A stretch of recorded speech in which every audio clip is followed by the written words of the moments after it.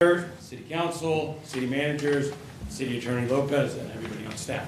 Thank you for the opportunity to give an update that we also got this morning at the Stanislaus County Board of Supervisors. So COVID numbers, fingers crossed, things are coming down. The curve is eventually to a point where it's bottoming out, but booster shots are still available. We have them available now, so if anybody's looking to get booster shots, the county has them available.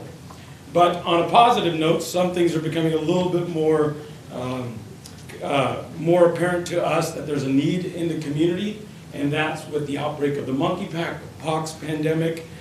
So we're trying to get ahead of that. We have received, I want to give specific numbers, so I'm just pulling up. We have received vaccinations for monkeypox as well. It's not as much as one would like. We currently have 15 people that have been diagnosed in Stanislaus County. And vaccinations, we've already administered 189 vaccinations.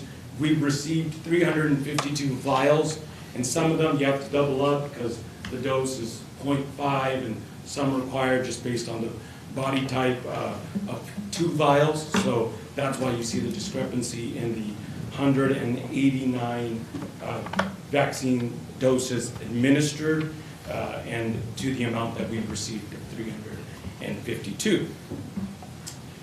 Very active flu season coming up.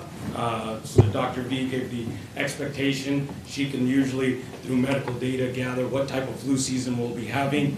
This seems like it'll be a very active influenza season.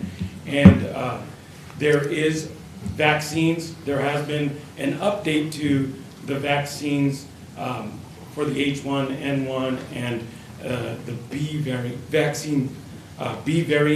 It's recommended for people 65 and over to get them. We are looking at, I just said under 65. I wasn't trying to attribute to you, Councilmember, right?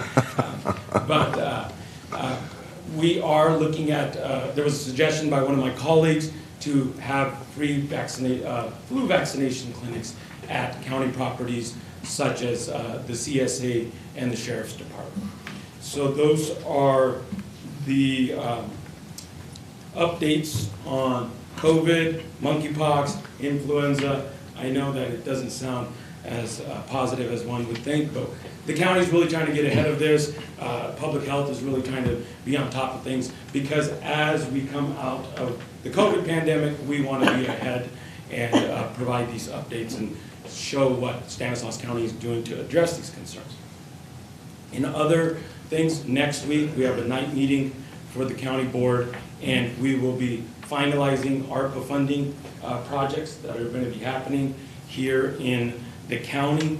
For the City of Modesto, you've probably seen for District 4, which is my district, which encompasses most of Modesto, I've been allocated of taxpayer dollars, so I've been allocated of their money with $12 million to bring back into the district. I will be spending most of that in Southwest Modesto and the Colorado Rouse area to bring things up to standard, so eventually the City of Modesto hopefully annexes them someday. So that's what we'll be looking at. And we have the final budget for the county, final reading of our county budget next week as well.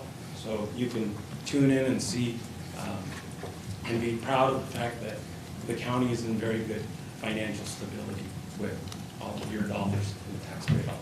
Thanks for the opportunity. Appreciate you letting me come and speak. All right. If there's any questions. Okay, stand by. Questions from council? Seeing none, any comments from the public regarding this item, county update?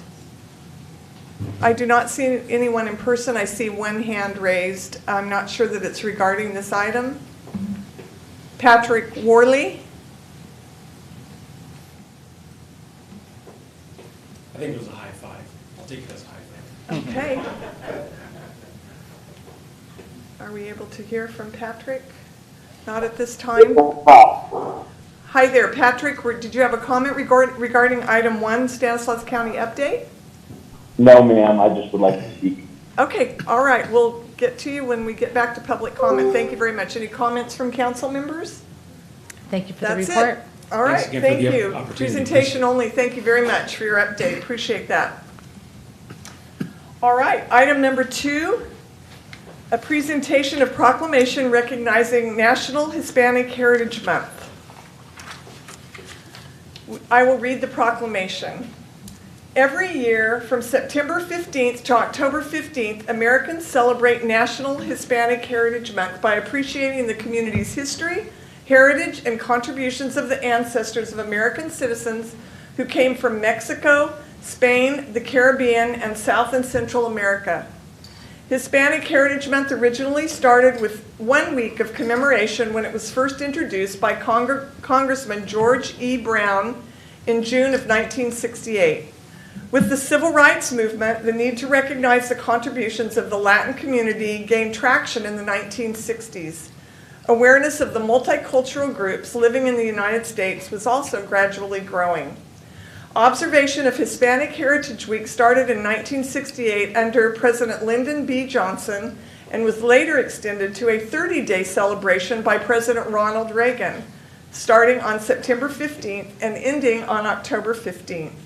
It was enacted into law via approval of Public Law 100-402 on August 17, 1988. Hispanic Americans have been integral to the prosperity of the United States. Their contributions to the nation are immeasurable, and they embody the best of American values. The Hispanic American community has left an indelible mark on the U.S. culture and economy.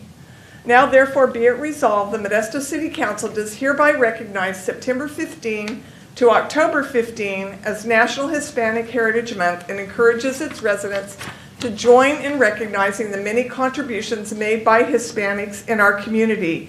And here to accept the proclamation is Nelson Gomez, President of the South Modesto Business United.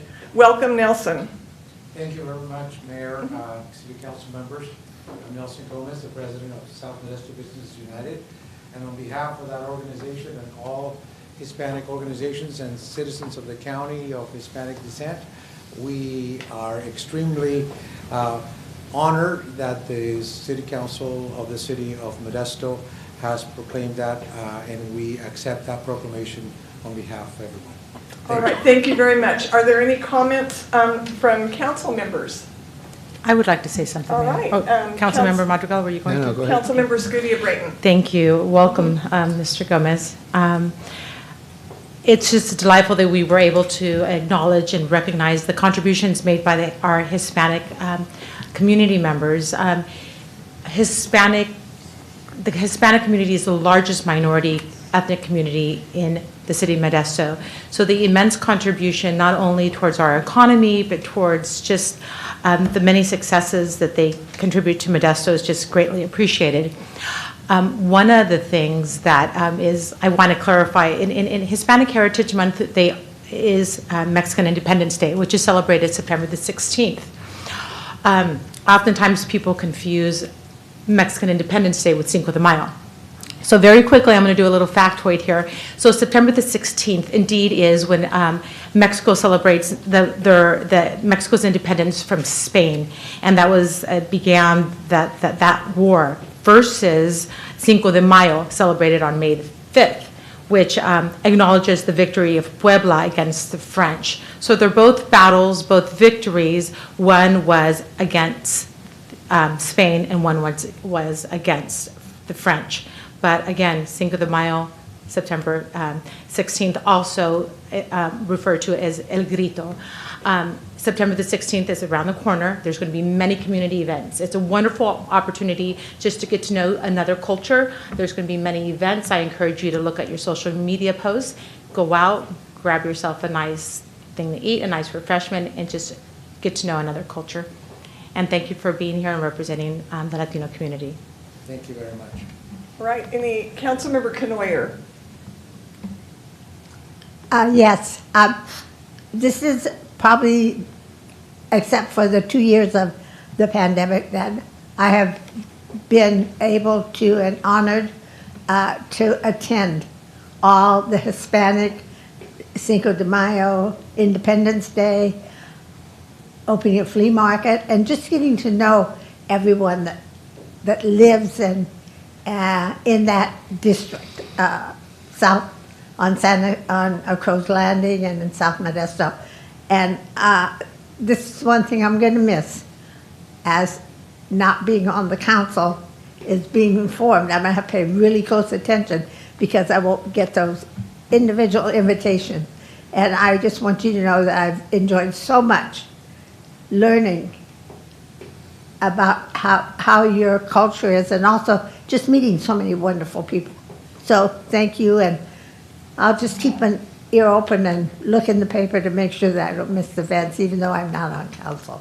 Councilman Canoyer, we will be honored to make sure that we give you a personal invitation to our celebrations every year. Thank you. All right, Councilmember Madrigal.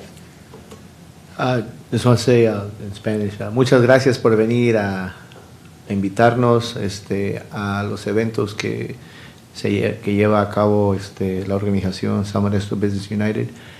Y es un orgullo tenerlo usted aquí como presidente de la Asociación de los Empresarios y Negociantes del Sur de Modesto. Just want to say that in English real quick. Thank you so much for coming and continuing to invite us and include us in all the events that South Modesto Businesses United has done. It's a real point of pride for me to have you here as the president of South Modesto Businesses United, to continue to invite us and include us in the important community cultural events such as the one that you have coming up with, which I think you might.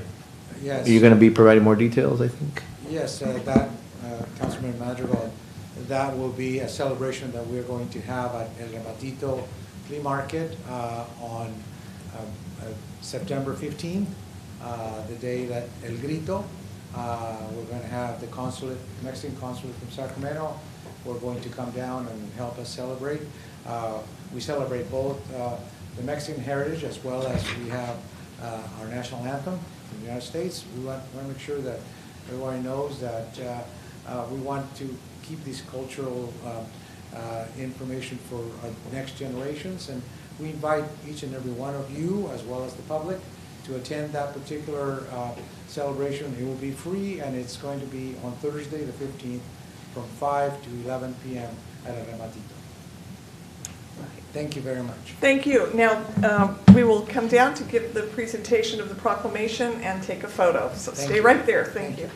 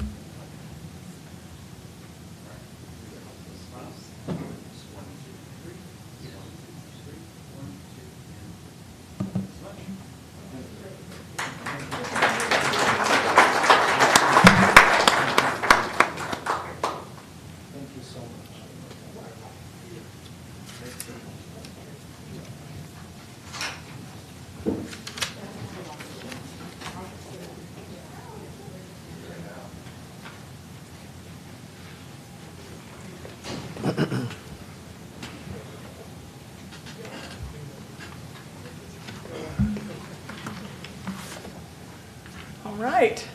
Item number 3 is the presentation of proclamation declaring September 20th, 2022 as National Voter Registration Day.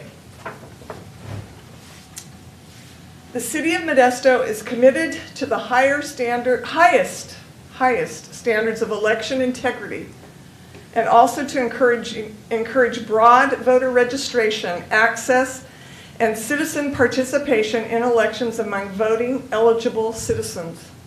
The City of Modesto recognizes that many Americans are not able to vote because they miss a registration deadline do not update their registration information, or are unfamiliar with how to register. We also recognize the need for diverse partners such as nonprofits, libraries, businesses, colleges, and universities, and more to work in the communities they serve to register citizens to vote, and the need for reliable and trusted public information and education on voter registration is critical to Americans' active participation in elections and the integrity of the electoral process. Now therefore be it resolved that the Modesto City Council shall declare September 20th, 2022 as National Voter Registration Day and commits to joining national efforts to support voter registration and citizen participation in elections. To receive the proclamation, we have Donna Linder, who is our Registrar of Voters for Stanislaus County. Welcome, Donna. Good evening.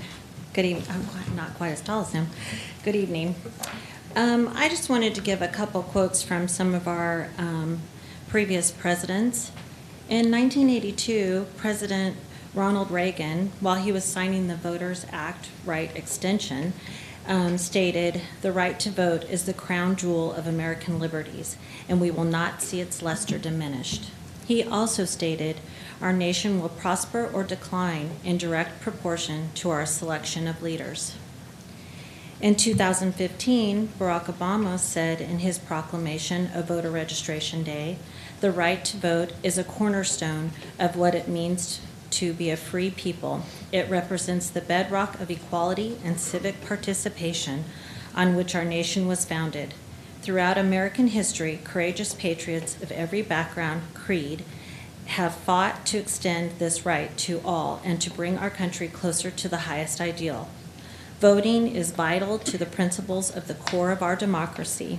On National Voter Registration Day, we recommit to upholding this belief by encouraging all eligible Americans to register to vote and exercise this essential right. The task of perfecting our union lies with our citizens." Two great leaders and great comments. Right, thank you very much. One comment I would like to make is I know that at one point in the last election that we were recognized in this county for being one of the top 2 safest counties regarding elections. So I really want to thank you for your efforts in making that happen. Thank And I you. appreciate the integrity that you use and the diligence that it takes to actually make that happen personally, that you take that on personally. I appreciate that. Are there any council members that would like to speak regarding this item? All right. We will step down to present the proclamation to you and take a photo. Thank you.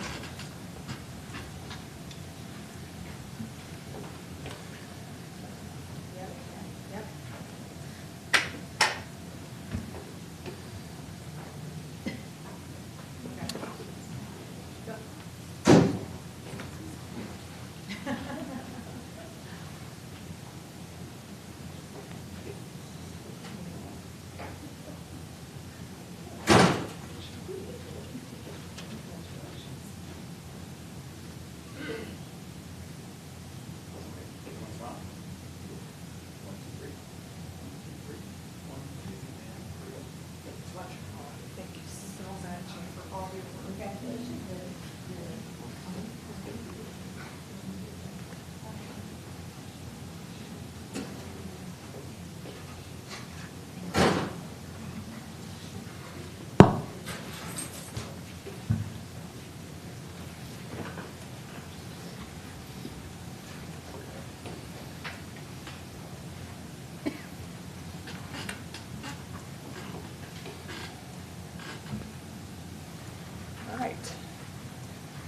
Next is item 4, proclamation declaring September as National Senior Citizen Month. Senior Center Month, I should say.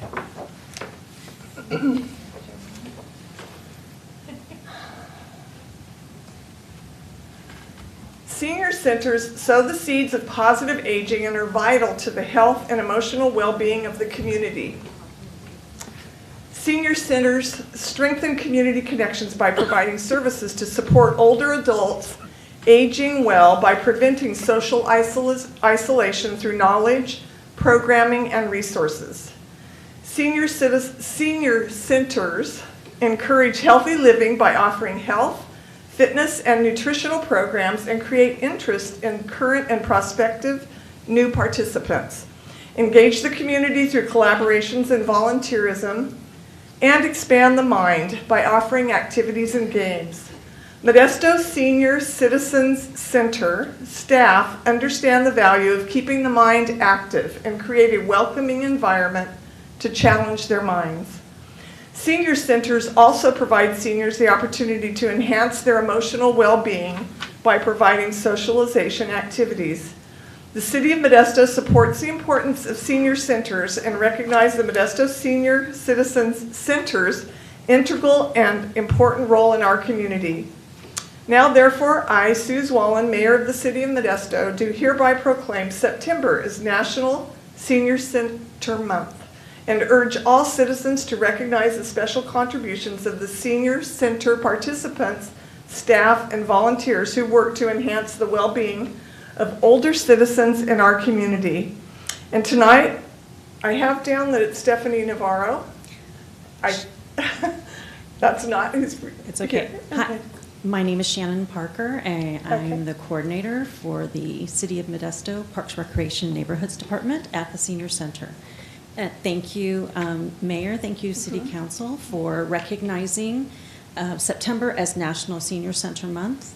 And I would like to invite all of you to our open house, which will be on Thursday, September 15th from 9 a.m. to 11:30, and also anyone in the community is welcome as well. All right. Thank you very much. Do we have any comments from council members?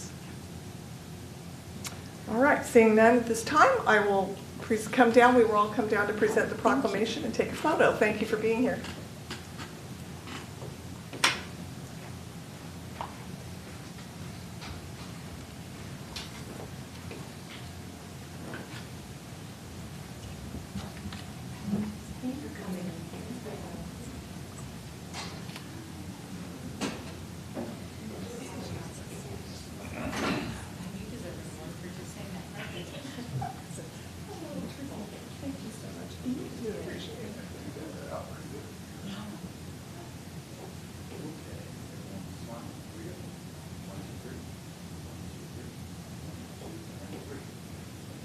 Thank you very much.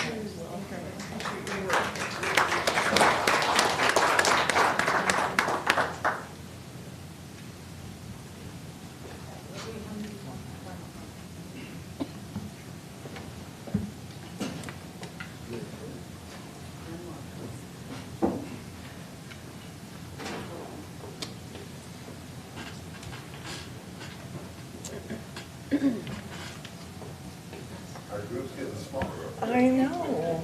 Yes. Item 5, presentation to Modesto Junior College of the Morris Portrait in honor of MJC's 100th anniversary. And I would like to invite Lori Smith, Director of Parks and Recreation and Neighborhoods, to give an introduction. She will introduce our current president of the Modesto Junior College. Thank you, Mayor Swallen, members of the City Council.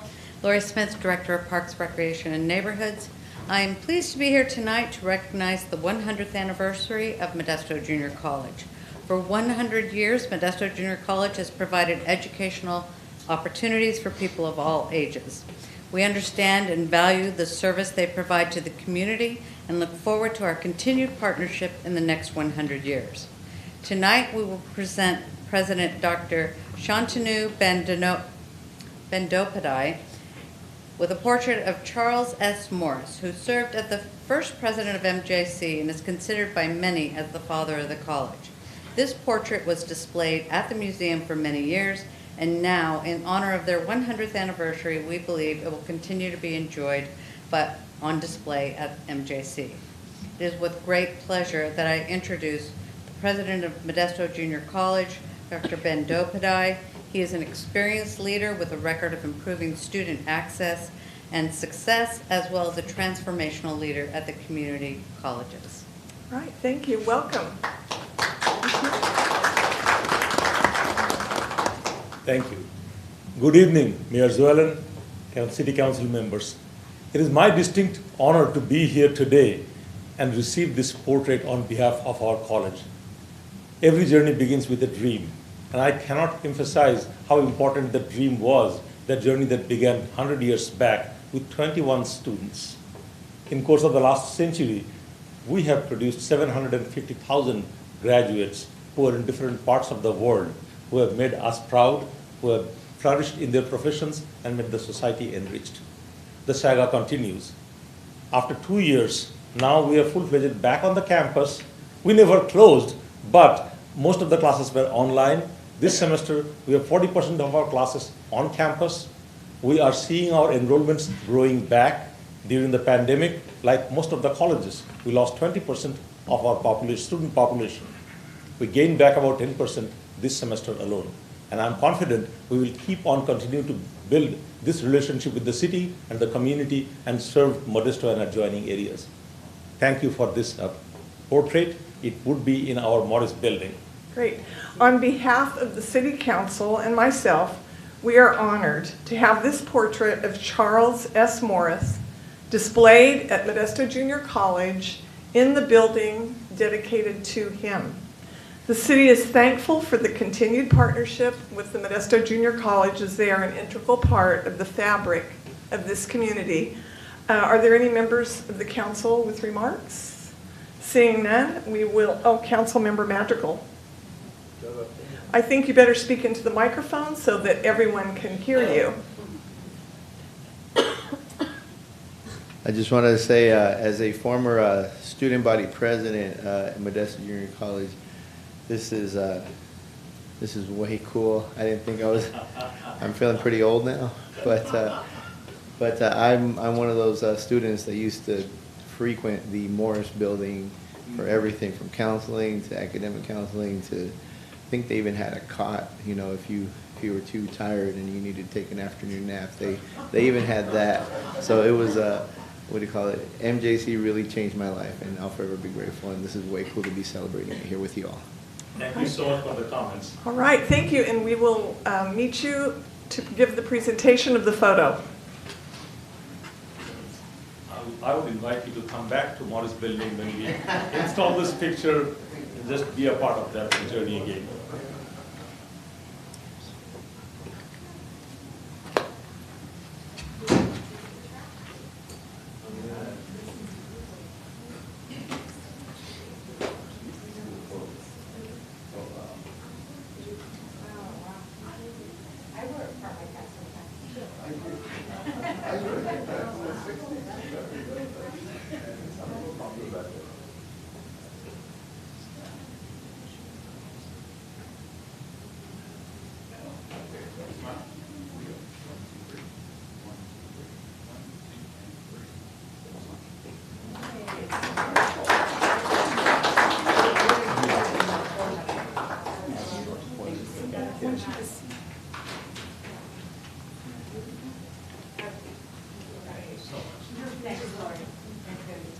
So nice.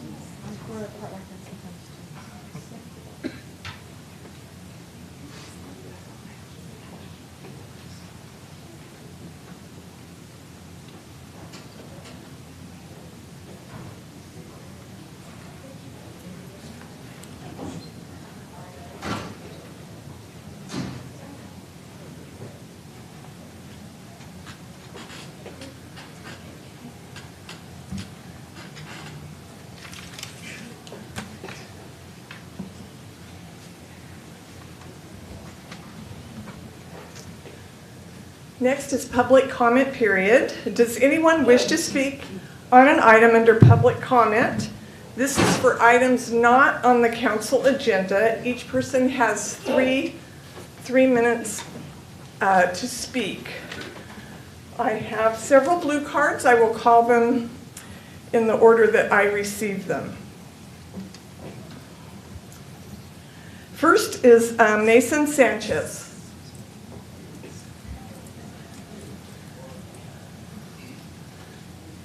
That one may not have been the first one, but it was placed on here on the top. So sorry about that if I confused everyone, because I think that was not the first one that I received. It's because of the cool hat.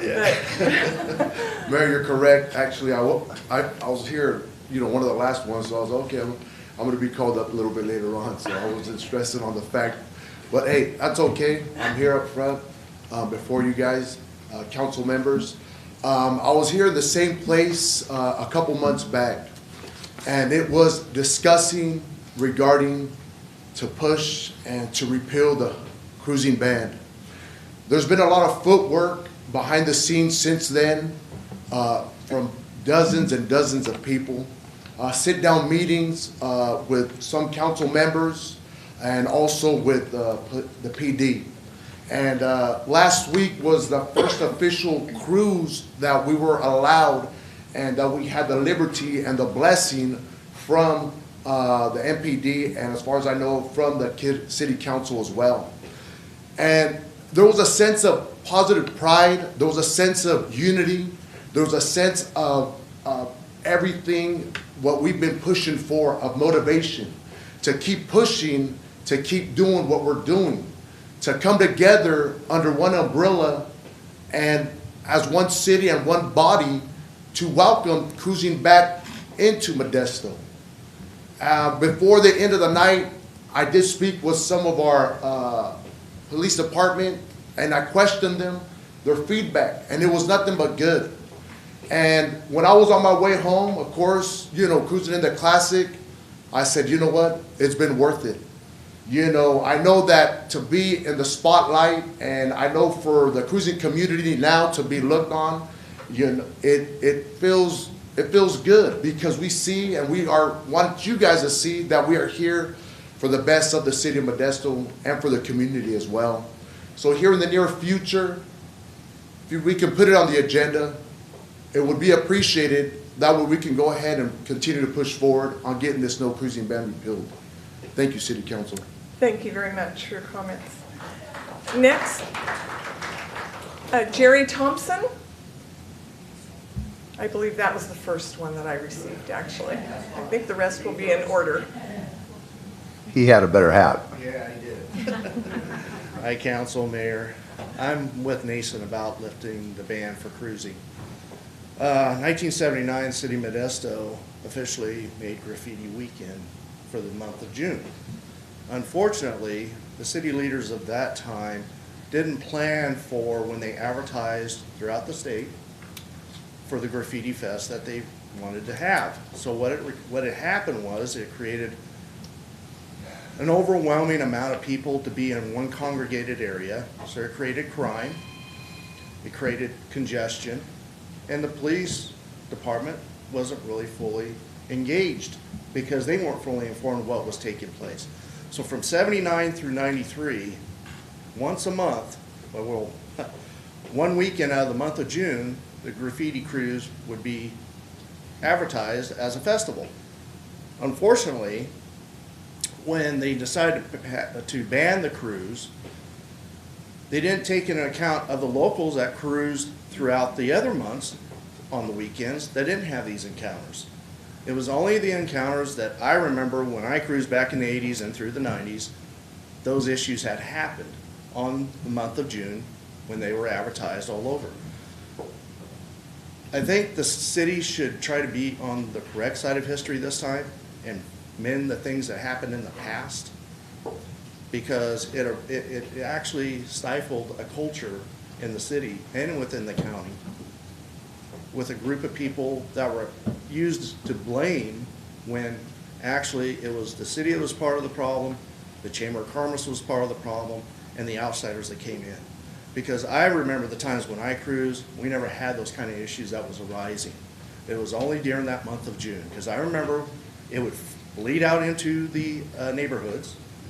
People would urinate on the businesses, well, because you had bars open. You had a lot of unorganized activities that took place during that time. So I feel that by lifting the ban, it helps a culture to come back, and it brings back a part of history in Modesto and Stanislaus County for people that missed out on that.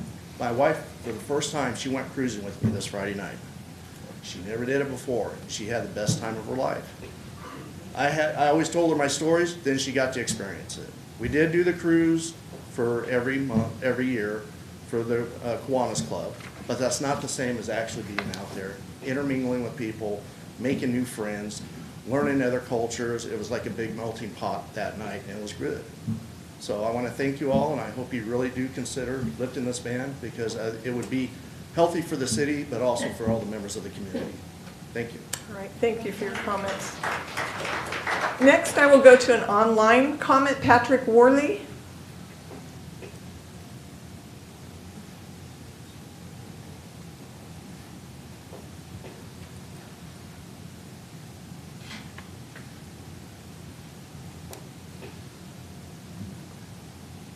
Patrick Worley.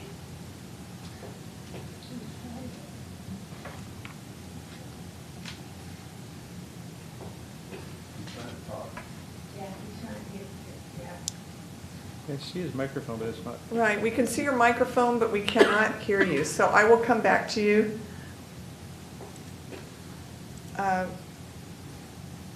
Next, from Tino Tateo? Tina, sorry, Tina. No, it's correct, it is correct. It's my mistake, welcome. Mhm. Yes, my name is Tina Perez Tateo, and I'm a member of the Modesto Cruisers Council. Hello, City Council, Madam Mayor. I'm a little nervous. I'm not good at speaking, but what I'd like to say is, at the request of you, Ms. Mayor, we did form a council so we could, have a president, a vice president, and try to get some structure so we can go forward to try to lift this ban and work with Modesto Police Department. We've had a few meetings already with Chief Gillespie and Madam Mayor that we all feel went well. And under their guidance, they said, let's try, a soft cruise. And so we did have that cruise last Friday night. And from what I'm hearing from the chief and businesses today, I asked, it went really well. And there was no issues as far as I know. So we would just like to, like again what Jerry said, just please try to consider lifting this ban. It's great for the community. All the businesses I haven't talked to yet to see if it was good for them also, but they were all excited. We did a lot of footwork beforehand. We made posters. We told them that we were going to have this cruise, so they were all excited. We didn't get one negative, saying, oh no, not a cruise. They were like, oh, please come. We'll stay even open later. So it was good Friday night, but we haven't got all the tally up yet, but we will, and we'll let the mayor and the chief know for sure. So just think about it, and hopefully we can let this happen. Okay, thank you very much. Thank you for your comments. We'll try Patrick Worley again.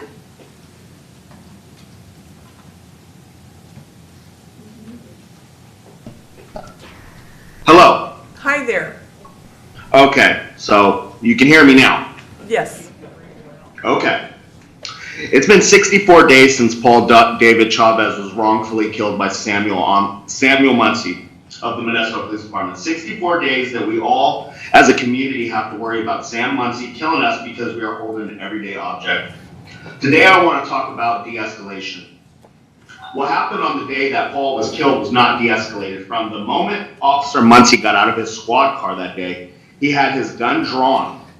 These are not actions of a man trying to de-escalate. These actions are plain and simple escalating the situation. Although Paul did not threaten anyone or act irrationally with that hitch, he was shot and killed. In fact, Paul was the only one trying to de-escalate the situation. I ask, is someone saying, it's cool, chill, the actions of a man trying to escalate or de-escalate a situation?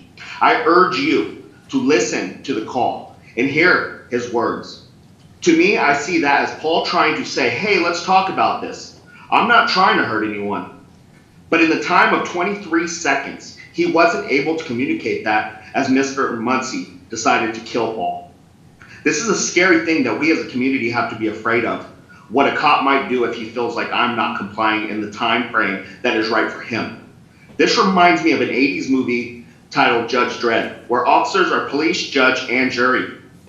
The First Amendment says, I quote, Congress shall make no law respecting an establishment of religion or prohibiting the free exercise thereof, or abridging the freedom of speech, or of the press, or the right of the people peaceably to assemble and to petition the government for a redress of grievances. Now, did Paul have his First Amendment rights violated that day? Yes. Officer Muncie decided to escalate the situation and gave Paul 23 seconds to communicate he means no harm. He didn't come at the officers with that hitch, and he would have communicated that if Sam Muncie decided to de-escalate the situation and use words and not a bullet. For this city council to not see this as murder scares me to death. To live in Modesto, to buy and own my home in Modesto and raise my children in Modesto. I fear for their lives now. And I leave you with this to think about. Who's next, Madam Mayor? That is all. I have nothing else to say. Thank you for your comments. Next is Betty Santos.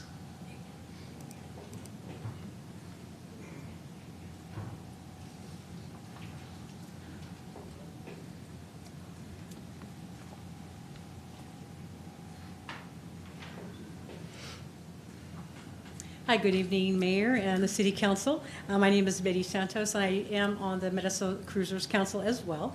And again, Tina and I, we did, with many others, we did the footwork. We passed out flyers and things like that. And we did have a positive cruise, that night. Tina and I, we did talk to a couple people today, and it was really positive, so which I really truly enjoyed, hearing the comments and whatnot. And I just wanted to share with you a little bit of history that I learned last week that you may know already. So I'm just going to read this. There's a few streets here in California. I'm just going to name them. Whittier Boulevard, Van Nuys Boulevard, Laurel Canyon Boulevard, Hollywood Boulevard, Crenshaw Boulevard, Colorado Boulevard, and McHenry Avenue are among the most famous cruising strips in California. I learned that. I didn't know that. So, which is very enticing to hear that as well, that we're on the map here. So again, I just want to express that maybe if you guys thought about it, what's your comments on this? Your pros, your cons about uplifting the band. And so I just wanted to share that with you. Thank you very much for your time. All right, thank you so much. I used to cruise 4 of those. Okay. I was just going to respond to that, since this is not on the agenda at this time, we're not allowed to comment or share our opinions, but in the future, as you've suggested, we'll have that opportunity. Thank you.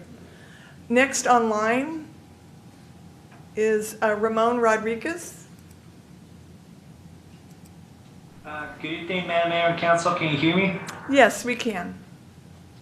Well, I agree with the members of the car community. It's time to lift the cruising ban because you know what? Modesto is Graffiti USA. And next year will be the 50th anniversary of the release of the American Graffiti. So you might have considered that the time is now because we're really known and George Lucas put Modesto on a map. We should be proud. We need to let Modesto be the center of what it's all started, and it should be the capital of cruising, and we're proud of that. Also, I want to go back for Patrick, the state, and I agree with him. I watched the video of Sam Muncie shooting Paul Chavez, and this is blatant disregard of police procedure of disarming and de-escalating because it's really disgusting to see that he shot and killed a person who was trying to de-escalate the situation. And all Paul was saying is just chill, dude, and he was shot. No chance of giving, no talking, nothing. Signed that Sam Muncie be fired and be held accountable, just like what Joseph Lamatia faced. And also, I'm on the straight pride thing. Police violence was used against the town protesters.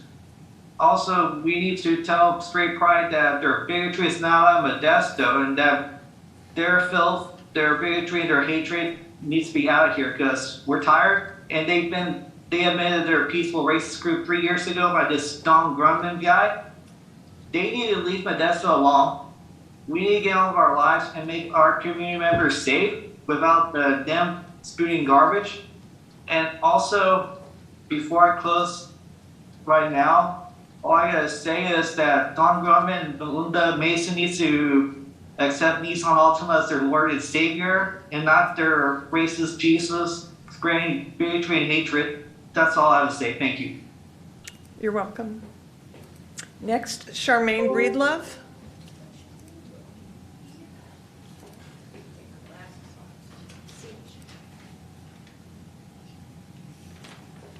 Good evening, ladies and gentlemen. I want to thank you for this platform of a few minutes, but I'm here to support cruising. Cruising was some of the most fun I've ever had in my life when I moved here 42 years ago. But one thing about this generation now cruising is that, as you can see, we're all old and we're wise. And I know that we could police ourselves. If somebody is out of line, they're going to ruin it for all of us. And we old people with wisdom should be able to correct it. But cruising is all about community and pride, a lot of pride. These men and women that build these cars, they're geniuses. They put everything they've got into it. They put God first, family second, and ride third. And that's how they roll. And it is such a beautiful thing to see the people come together. But it's a win-win for Modesto. The swinging doors, which are the retailers, they make it money. We pay our taxes. The people behind me, they've been paying their taxes for 30, 40, 50 years. And we want the opportunity to prove that we can do this safely with no troubles, no problems, and be back on the map of being Modesto, the home of graffiti. Because the most fun I've ever had. When I first moved here, I thought, what am I going to do in Modesto? And then somebody said to me, you got to take your hot rod to McHenry Avenue. So I did, and it was the best. But then it went away, and that's why I'm here today. I still have a hot rod, and I still want to hit McHenry. So I just would love it if you would all wrap your mind around giving us the opportunity to police ourselves and do it right. No troubles. Make money. Pay taxes. And we'll all be happy. But it is all about the pride. And what's behind me over here is nothing but pride. So I want to thank you for your time, and I appreciate it. Thank you for your time. All right, next online I see Steve.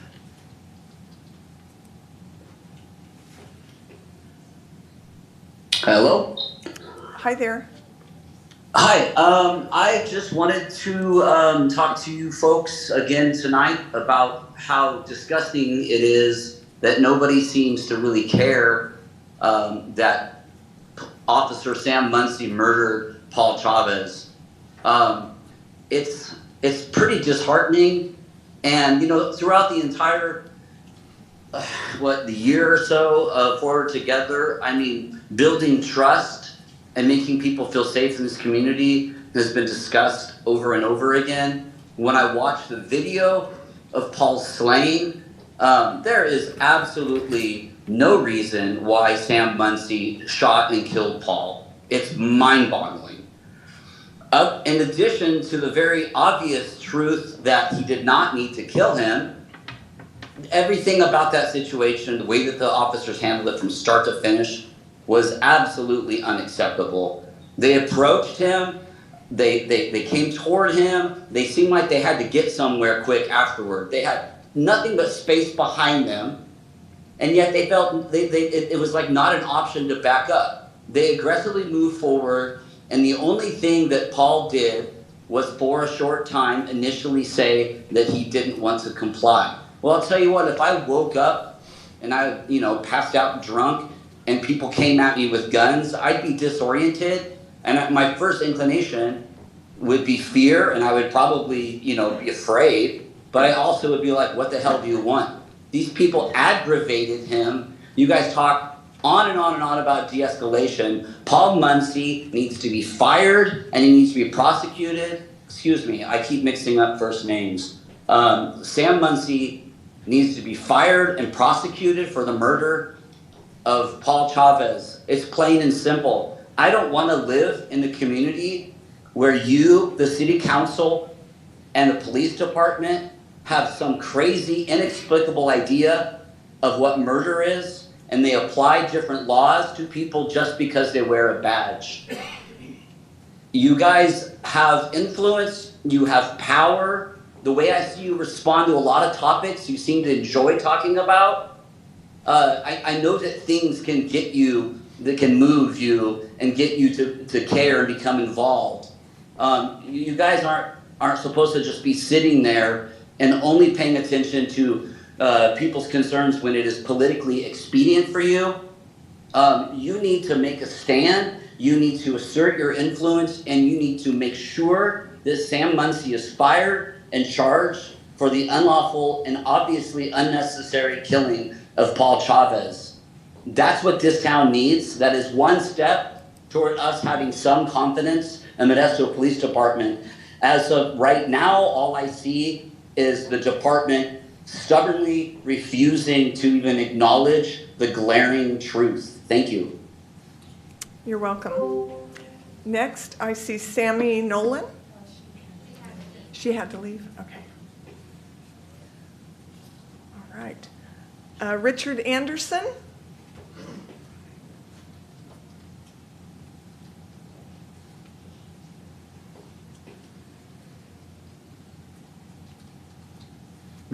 Hello, City Councilmen and women and Sue. My name is Richard Anderson, and I have an ask.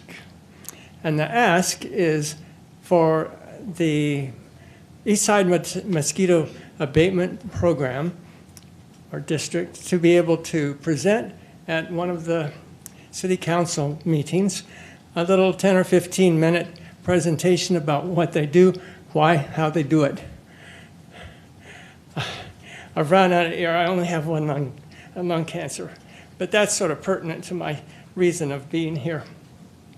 I'm going to leave 7 copies of this little story about what happened to me and my wife about 10 days ago, and so I'd like you to each read it, but that would take 3 minutes. So I just wanted to say that, have any of you ever inhaled control with a K? Well, that's what they missed. Sorry, that's what they fog with in the district. There's fogging and misting and spraying, all very different things. I learned a whole bunch. I'm a microbiology teacher by trade, and it was very interesting. But I asked the people to come out and take a look around because we have this Aedes aegypti mosquito, and it transmits terrible diseases, chikungunya, Zika, yellow fever, and more. You know why we don't get those diseases? No one in the area has those diseases, so the mosquitoes can't pick them up. That's the good news. But my wife and I found that they came at 4:30 in the morning to do their treatment. I had no idea that they weren't just going to spray Bacillus thuringiensis, israelensis in the water, but they fogged at 4:30 in the morning, and we had a window open, and my wife got awakened, and in came this pesticide. We coughed, both of us, for truly 15 minutes, incessant coughing that we could barely get our breath again, especially me. And so I'm not complaining about that, but I'm just pointing out this happened, and how do we solve that problem? And one of the main ways to do it is to educate. So I hope that we can have a presentation by them. Can I give this to someone here to distribute them? That'd be Thank great. you. Thank you very much, Richard.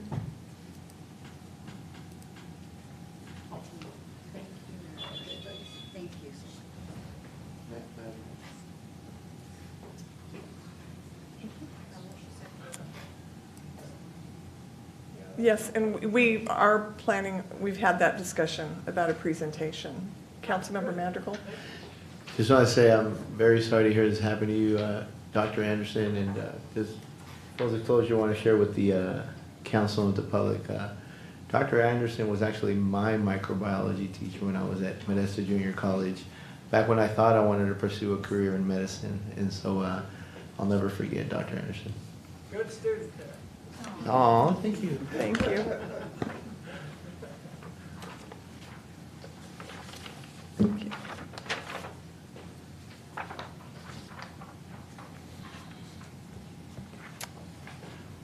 All right, next online I see John.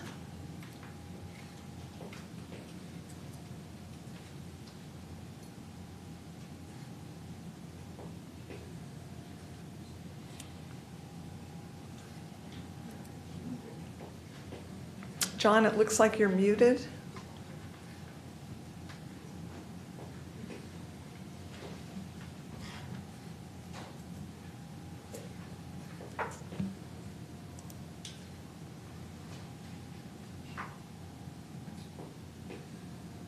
All right, maybe we'll go on to Anna, and we'll come back to you, John.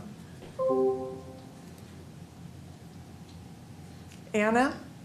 Hi, yes, can you hear me? Yes, we can. Awesome, thank you. Paul Travis Jr., you know his name now. You've probably watched the proof of his murder. Last meeting, I asked Chief of Police, why was Paul given only 2 options? Comply or die. The meeting prior, I asked everybody on the council the same question. Why was it comply or die? Today, I'd like to talk about the Modesto Police Department policy manual. That bad boy is about 701 pages. A quote from the use of force in the manual. The department recognizes and respects the value of all human life and dignity without prejudice to anyone, vesting officers with the authority to use reasonable force and to protect the public welfare. Requires monitoring, evaluation, and a careful balance of all interest. Sam Muncie did not monitor, he did not evaluate, and he showed no value to Paul's life. Policy 300.3.2, alternative tactics, de-escalation. Quote, when reasonable, officers should evaluate the totality of circumstances presented. So Chief, I ask you, murdering your subject within 23 seconds, is that normal? Is that how you train your officers? Is that your policy? What page number? I'd love to read it. Policy 300.4, deadly force applications. Where feasible, the officer shall, prior to use of deadly force, make reasonable efforts to identify himself as a peace officer and to warn that deadly force may be used. Paul didn't get that chance. No officers identified themselves. They didn't even identify him. All they had was the call. Paul was no threat.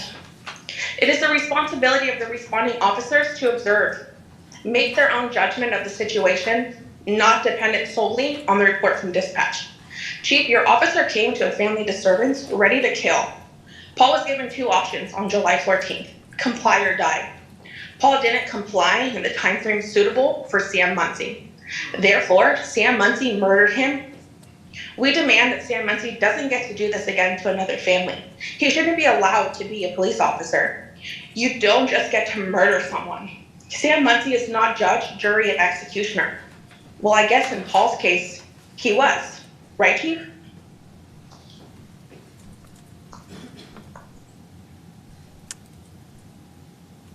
Thank you. Next, we have David Froba.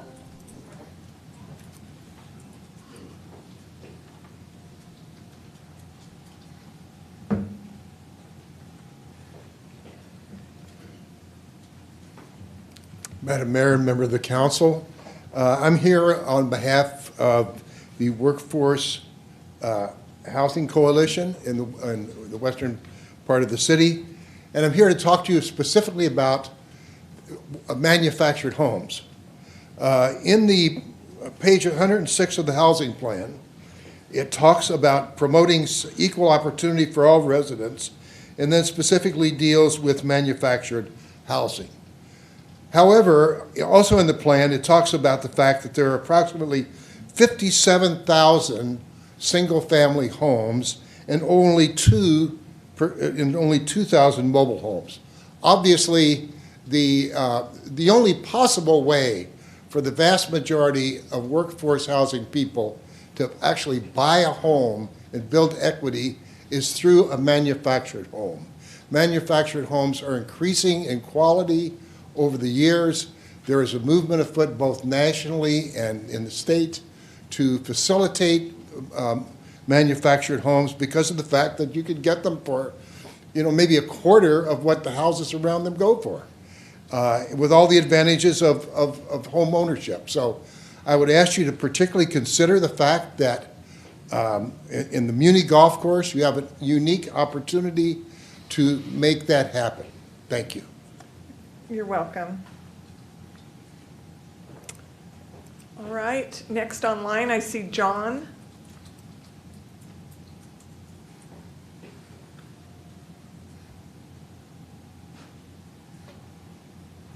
Looks like you're on mute.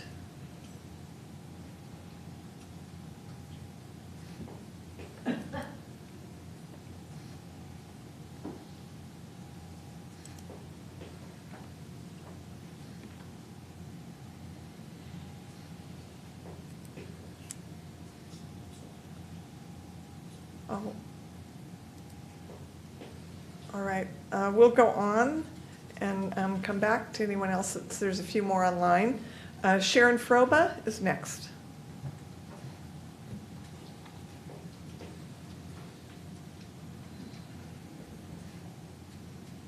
Good evening. Good evening. I'm Sharon Froba. I'm NAACP Housing Chair, and I'm here yet again in behalf of those 15,485 households. Households, not individuals, but households that need more affordable housing. 75% of those households pay over 50% of their monthly income on rent. How can we ignore them? I went to the Modesto Housing Plan Workshop August 30th, and its purpose was to expand housing choices and affordability. And I hope that's true. Since my housing committee advocates using the 54 acres of the former municipal golf course for workforce housing, I enjoyed seeing the former golf course as an Optico's opportunity site. For those who may not know, Optico's is the Berkeley architectural firm hired by our city. The diagram was fabulous. It included a mix of housing types: single-family homes, duplexes, cottage courts, fourplexes. Imagine on the former municipal golf course, 579 units. Will these housing types be suitable for workforce housing for people who make $15 to $25 an hour? I don't know. I wonder, and I still worry. We need to know the status of the golf course.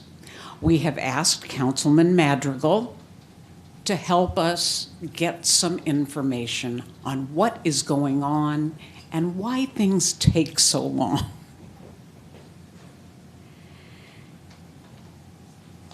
Thank you. We look forward to a meeting in the near future. I thought September. Thank you. You're welcome. Madam Mayor? Sure. Just wanted to let Ms. Froba know, as of the last meeting, I wanted you to know I did send a memo to the city manager requesting that this item of the status of the Muni Golf Course be made a presentation, be made into a presentation and presented to council at a future meeting. So I'm awaiting for his formal response. Great. And hopefully we'll then move on with the next steps. I appreciate your advocacy. Thank you. All right, next online, I see Alicia Hager.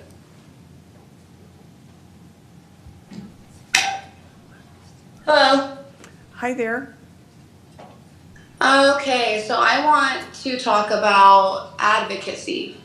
So advocacy is something that becomes a passion over time from seeing something wrong and knowing right from wrong. Now, I also want to talk about response, because there's 6 of you guys that all know right from wrong, that all vote and like to talk a lot.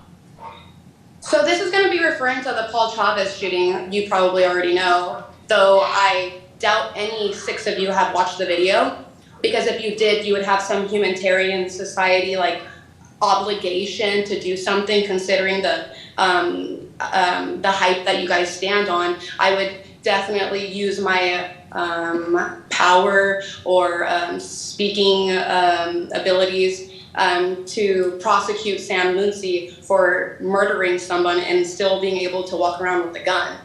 This is so sad because in a sense, the other day, so I have 4 children.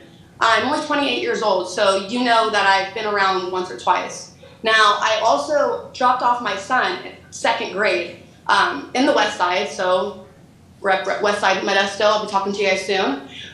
In the West Side, I drop off my son, and there's an officer there giving out stickers to the children, believing that these stickers are gonna mold them into some great man or something, which in reality, his mustache does nothing but murder people. I absolutely told my son, do not take that sticker, you give it back. And do you know why? I know you don't, because you didn't watch the video. Why? Is because after I told my nephews that their dad was never gonna come back, all 3 of them under the age of 8 years old, because of an officer, they took his life outside of the wall, inches, feet away from them, and then left them all stickers as some sick joke of I'm gonna come back. Now I know if he didn't have any kind of uniform on and it was just some psycho out there that did a serial killing and he left a sticker on every one of his victims, I know damn well that every one of you guys, including the chief, Holler Chief, that you guys would all call this some sort of sick like mind game of leaving it behind and I'm gonna come back for you, or don't forget me in a sense. Now if you don't believe any of that, then you guys are just as neglectful and naive as you look. Now, I would appreciate all of your guys' responses, considering you guys, only when you do something right and complete something do you have a response. So I would like to know, what is going on with the Forward Together? Why is it only a Starbucks meeting where we all talk about what we should do, but nobody likes to get up off the couch? I want to know where the laziness ends. Where do you guys actually feel the need for action and actually get up instead of just speak about it? I want to know if your son was killed because he fell asleep and his parents were worried about him on the lawn. California State Assembly 1506 says that he had a weapon in his hand and that's why it was not let out for further investigation. When in reality, a weapon, if you look up the definition, which I know you, all 6 of you guys went to school for, if you guys look up the definition of a weapon, it's something that you use as a weapon. So you're telling me if I got robbed by somebody and I had a purse in my hand that I'm going to go to jail because I had a purse, and how dare he get hit with my purse? That's basically what you guys are saying. How dare you not do anything but sit on your ass? I am disgusted in your guys' advocacy. I am disgusted in what you choose to do with your time, and I am personally disgusted in all of the things that you guys think are quote-unquote problems. Your guys' problems aren't nothing. Your guys' problems consist of living and breathing, and that's what we're supposed to do. You know what my problem is? What my family goes through every day? Hey, why is my dad gone? Well, why can't the police just get shot too? Well, why can't we just go tell them what's wrong? That's my everyday life. My everyday life is my husband touching me and I freak out in the middle of the night because I think that I'm going to get arrested. My everyday life is looking at an officer and actually getting arrested because I am a pure advocate of not giving a damn about what you'll say because I know what right and wrong for. Because guess what? My mama taught me right, and my mama didn't raise no fool, and my daddy didn't raise no punk. I would question you guys as parents, and absolutely the parent of Sam Lucy, who should be absolutely disgusted in herself and how she raised her son to be. Thank you. I will be looking forward to your response. Thank you. I will just note that the council will be addressing the recommendations from the Forward Together group on Thursday, September 29th at 5:30 p.m., and that will be a public meeting with opportunity for further comment. Next online, I see Brittany Estrella Chavez. Can you hear me? Yes, we can. All right, this might take more than 3 minutes, and I hope you can give me that because that's at least what the city owes me. See, I just moved into this city. I started my move in April and got fully moved in by the end of May. And come to find out that the justice here is nothing like San Joaquin County. Not giving them any respect either because it seems to me that a lot of cops do things because of the way that they're trained. I'm frustrated. I'm irritated. I'm pissed the hell off.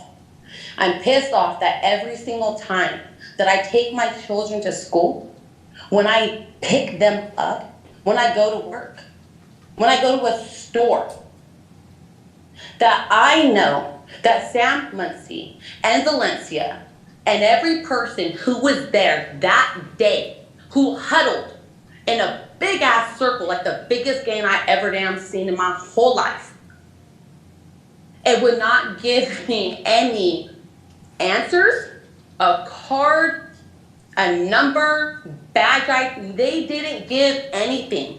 Instead, what they did was they coerced me out of my house with my mother to go get my sister that you just heard and said, it's okay, go ahead, grab her. You need someone, we understand that. And the moment I went to her, nope, you can't have her. So you coerced me out of the house so that way 2 cops can go in the house to go to my dad, because even though he was the one who made the distress call and what he said is what he said, but at least he wouldn't have fucking did what he did, what they did. You went in their house to look through crap and to ask for things. What, for evidence? Are you serious right now? It's freaking sickening. It's disgusting. I spit on crap like that, and you know what? My spit is better than that crap. You went to my husband, and you know what? I know MPD is already building the case, and you guys are like, oh, well, you know, he's an alcoholic, whatever. Everybody struggles. It doesn't freaking matter what led up to that moment. None of it does. What matters is that day, at that time, at that moment, and I'll be damn for sure. Every time I talk about this, when I'm going into court, any of it, make them not reflect on the past, but what's going on now. Chose not to de-escalate. You came out charging. Seen the video again today. Do you know how freaking heartbreaking that is? That I have to relive that situation over and over and over again just to make sure that my facts are right, even though it's already embedded in my head. And then when I relive those situations and I'm sitting there and I'm bawling and I'm crying, and I'm sitting there telling myself, like, Bert, you got this. You got to get up. You got to do this. He would want you to do this. And it's fucked up that someone has to do that. You don't make it any freaking better. You don't. So let me ask you this right now. Have you watched the freaking video? Because there's like 5 or 6 out. Beginning to end. Have you actually thought about it? Have you all came together to talk about it? I fucking guarantee you didn't. I guarantee you all did not. Why do we have council meetings when we come here and you want to hear what we're distressing about, talking about, but you won't even talk back? That's upsetting. Because to me, that's a slap in the freaking face, and that's not right. I come here to hear your accolades, but you're supposed to be there like a therapy? And when you're there as a therapy and I'm standing here talking to you, you can't even answer any questions. And please do not cut me off right now because I'm not done. I want to know what you all are doing. Because what happened that day in the middle of the day in front of a freaking school on someone's kid's lawn who was not even given, hey, are you this person? What if that was my son? What if that was my son? You didn't even get, what if my son had the same tattoo? Because now my sons want the same tattoo on his back, Travis, but there ain't no Paul on him. So what if that was my son and you killed my son? What then? I'll tell you what. You'd be doing exactly what you're doing, which is freaking nothing. Who are you greasing elbows with right now? Because if you were so for the people, which you're supposed to be, because you're in that seat, why are you not coming together as one, going to that DA and telling them, you know what? I'm sorry, mayor, council members, why aren't you going to the DA telling them that's the least you can freaking do, is pick up the freaking case, because that was not a lethal weapon. We watched the video, unless you didn't watch the video, unless you don't care, unless you're bumping elbows, greasing them up with the DA. We all know how it goes. Politics is politics. But you know what? At this point, I'm aggravated to the point, and I'm going to tell you this, and I will get it done, and I will do it. I will start petitioning up. Maybe we need a new mayor. Maybe we need new council members. Because if I cannot see and hear, not one or the other, I want both, to get justice and do what's right, because if you can't, then you're just as bad and just as wrong. You need to get the heck up out of here, and somebody else needs to do your gosh darn job. If you can't do that, I'll do petitions for days. People even ask me, you're willing to do that every single day? Oh, yeah. And I've got family members that back me. I've got income coming.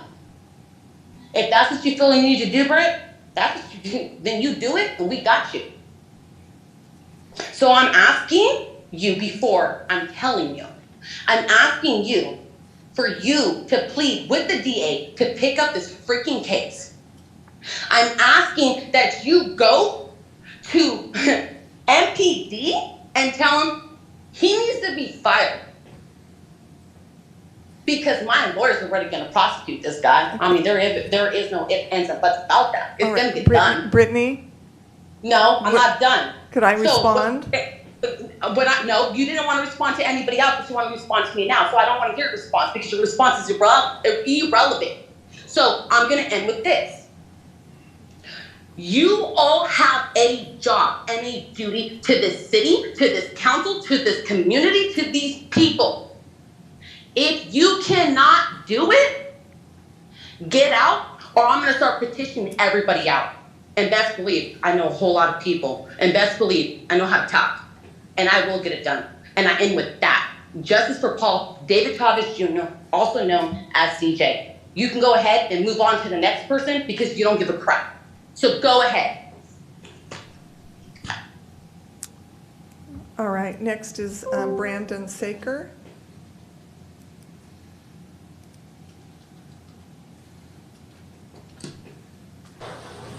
Good evening, council members of Modesto.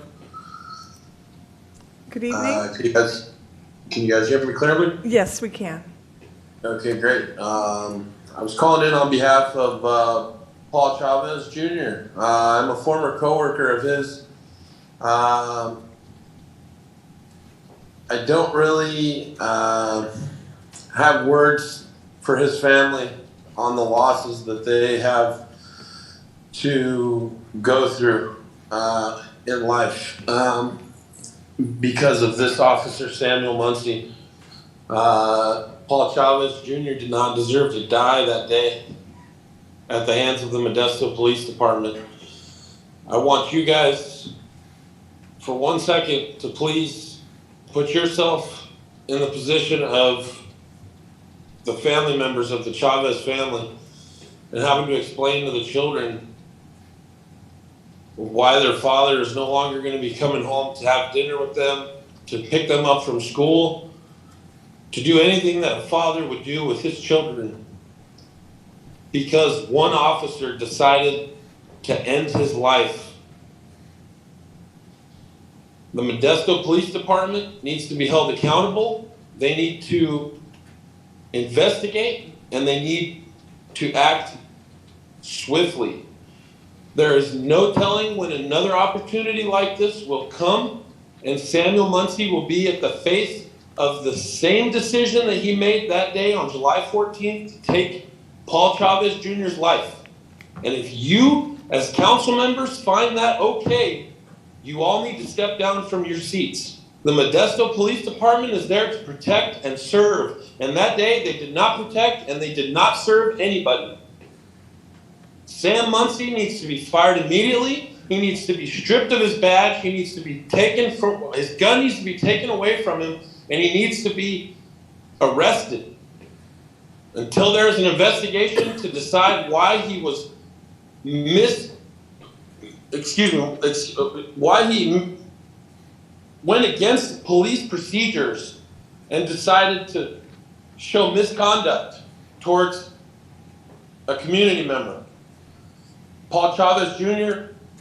had no idea that he was going to lose his life that day. And I guarantee you, had that officer announced himself, identified himself, or even tried to identify Paul Chavez as who he was or what he was doing at that residence at that time of day, I guarantee you we would still be talking to Paul Chavez Jr., whether it be through social media, telephone call, or in person. But because Samuel Muncie was dispatched to that phone call, and that dispatcher did not correctly give him an idea of what kind of scenario he was approaching, they came in to a domestic call with an aggressive matter that did not need to be.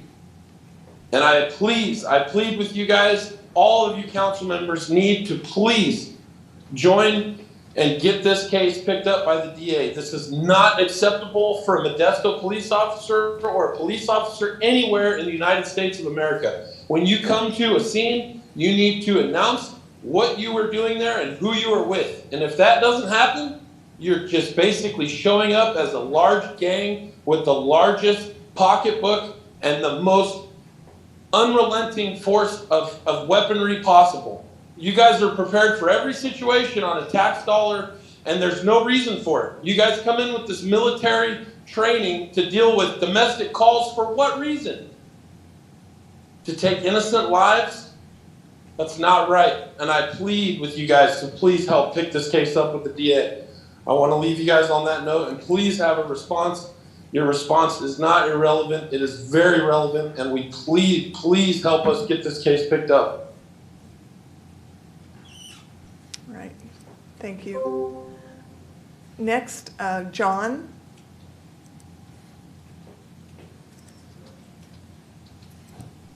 Can you hear me? Yes, we can. All right, perfect. I was not going to give up. I had to get this unmuted. First time using this app. Please forgive me, of course. No problem. I want to start off by saying those three names once again. I want to start off Paul III, Abraham, and Josiah.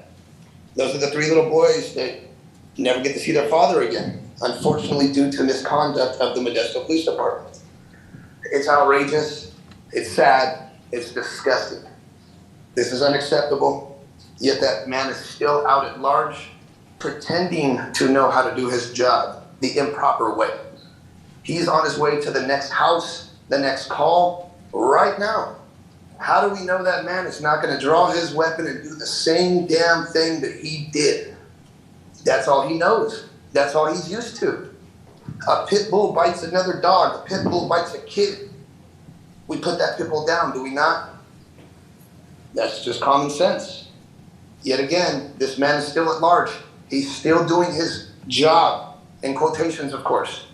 This is outrageous. This is disgusting. The DA needs to pick up the case. It needs to be heard from somebody other than just us voices, other than his family, his loved ones, his friends. Strangers now. You have strangers coming onto this stuff, telling stories about a man that they never knew, not 1 second of his life. But for some reason, they felt like they knew him. They feel like they need to protect his name. They feel like they need to get justice for his wife and his kids. This is absolutely crazy. I want to thank you guys for my time. That's all that I have to say today, of course, positive-wise. So I'll keep it left at that. Justice for Paul Chavez Jr., please. All right, thank you. Next is Bianca Lopez.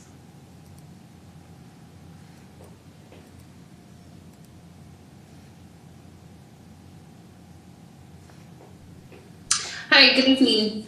Good evening. Thank you for giving me the opportunity to speak here today. I'm calling in support of a couple of things that have already been expressed today. Specifically, cruising. I support the folks who are at the City Council meeting today. I'm also here requesting an update on the use of the municipal golf course, as has been officially requested by Tony Madrigal and other community members. We have yet to receive a response and a date for an update. I'm also here to support the family of Paul Chavez and demand that Muncie must be held accountable. And then as I'm listening, I'm realizing that while we know that you don't really have the power to act on most of the things that people here are speaking on and asking you to do about this tragedy, we do know that you have the power of influence and representation. You were voted by the people to represent us. And it seems like your silence is consent. And I want to point out on the agenda, actually, it states how you may respond. It says, under the law, council members may respond to matters being presented under this item only as follows. And I point out to the first 2 bullets: to briefly respond to statements made or questions raised, and ask questions for clarification. So, Mayor, I'm sorry, but respectfully, I wanted to point out to your comments today. You asked council members to not respond because you can't, when in fact you can, and then you asked somebody to stop speaking so that you may respond. So which is it? Please tell us in a public space like this one, what have you done about Paul Muncie? What is your view on this tragedy? How many meetings have you had with the chief? What are the questions that you're raising during those meetings? You can't just accept our comments and then move on. You must speak up. You must represent the people that put you in this position. Your silence is consent. And I know that some folks are wanting to know what you're thinking. And we shouldn't have to request a private meeting with you to be able to know what you think. Please use this public space as you are supposed to. Please respond to the people that put you in this position. And we look forward to the Forward Together meeting where we would really learn more about what you're thinking as far as police accountability goes. But we also want to know how you're thinking and how you're feeling and thinking on certain situations. You can't just stay silent. Please respond as you are legally able to. Thank you. I will comment again about the Forward Together meeting. That will certainly be our opportunity as council members, because the meeting will be on this topic. and we will be able to comment at that time. This is really the time for the public, for us to listen and to hear, and that's what we utilize it for. Next is Alicia Hager. Okay, it looks like, oh, yes, you already spoke. So we'll go to Teresa Clutter.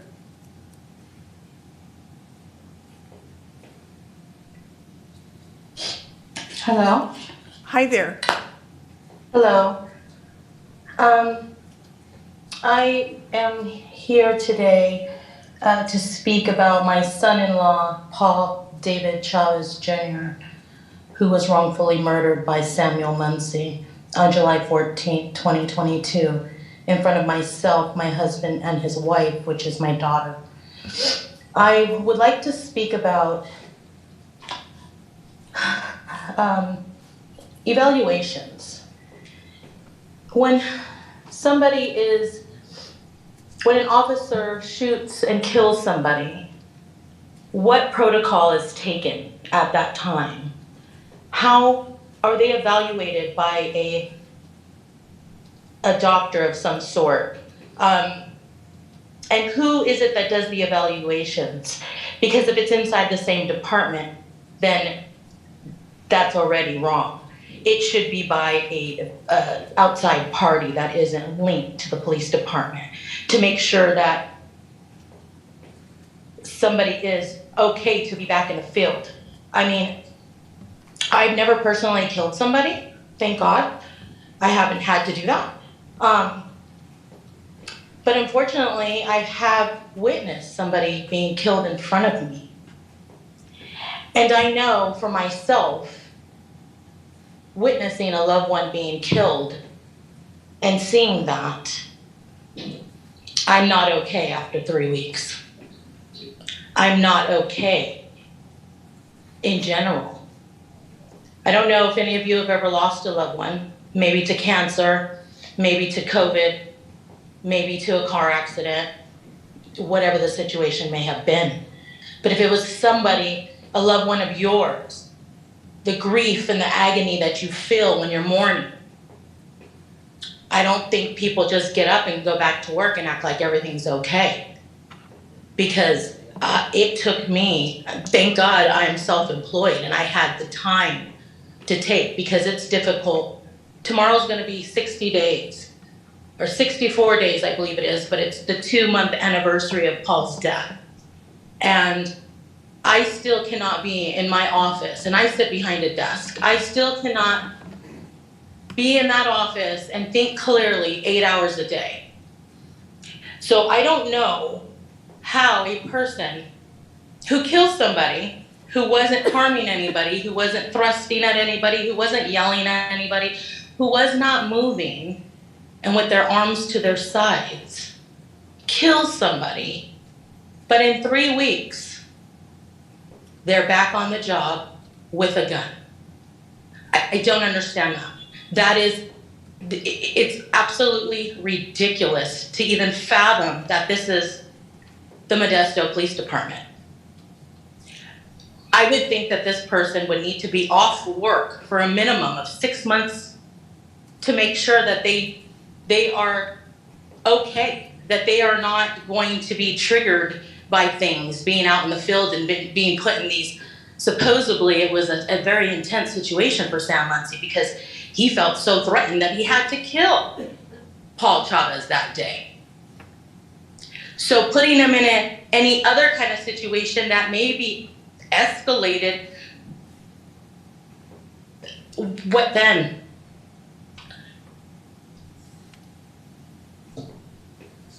So what I would like today is Sam Muncie to be fired from the Modesto PD and his gun taken away, and he should not have a gun. And he needs to be evaluated by an outside party that is not linked to the Modesto PD to even see if this guy is okay, because I don't think he is.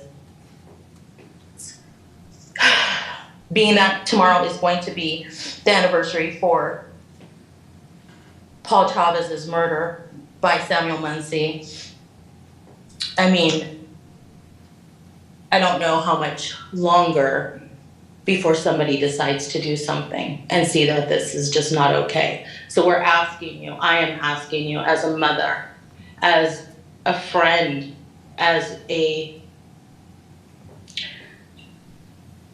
community member, to please put pressure on the district attorney to pick this case up. If you have watched this video, it does not matter what had happened and what was said on the phone. It only matters what happened once Sam Muncie and Sergio Valencia showed up on the scene. And if you can't see it for what it is, then, you know, maybe it's time to step down. Please do what's right. Please hear our families' cries. Please help us so we can start healing. Thank you. You're welcome. Next is Darlene.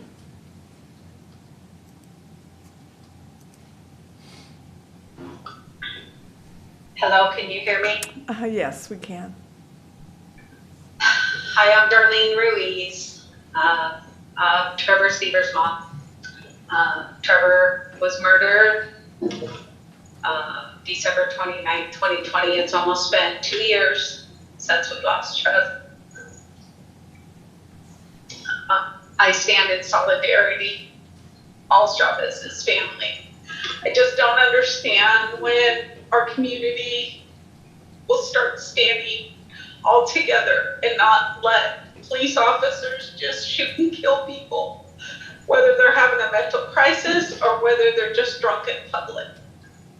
It's very sad that we're still doing this. There needs to be accountability.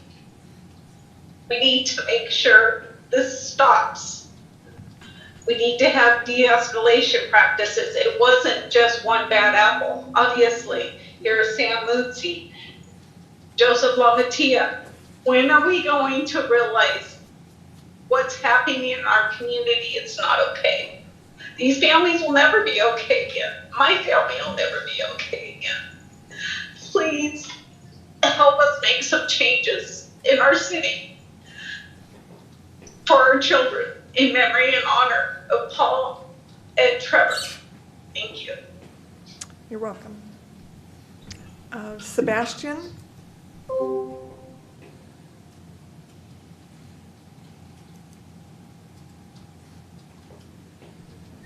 Hello. Yes. I wanted to say, like, there's been an increase in people experiencing mental health problems, and they use other methods to cope with the reality, such as, you know, using drugs or other methods.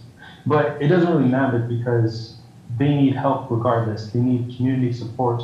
They need community programs to help them get through with it. However, with Paul Chavez, being shot by Sam Muncie is not a professional way to handle these problems. And just hearing the other people speak, the family of Paul Chavez speak, just really breaks my heart. And to see that Sam Muncie is still on the job, how does it not affect them? I assume he would still do something like that. Like, he's trained to do stuff like that. And with an increase in mental health problems, this won't be the last time either, unless we do something about it, unless Modesto Council does something about it. And that's all I want to say. Please get rid of Sam Muncie. All right, thank you for your comments. Is there anyone else wishing to come forward to speak under public comment? And this is for items not on the agenda. I do not see, oh, excuse me. Sure. Good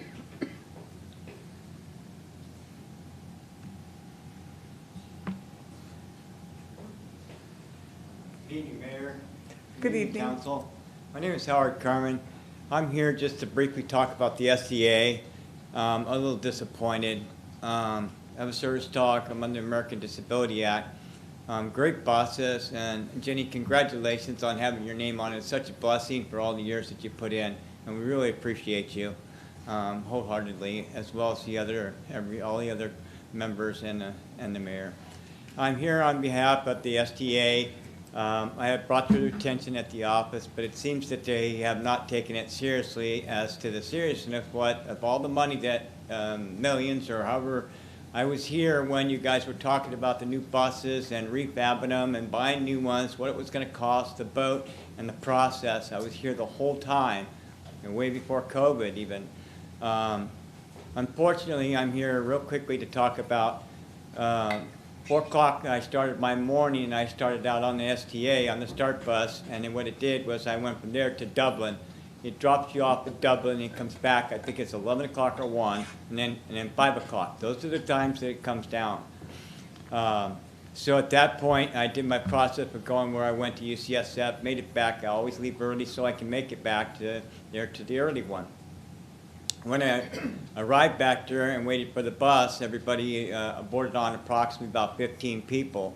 When the 15 people got on there and it was my turn to board under the ADA and in a wheelchair with a service dog, we got up there, the ramp went up, but guess what?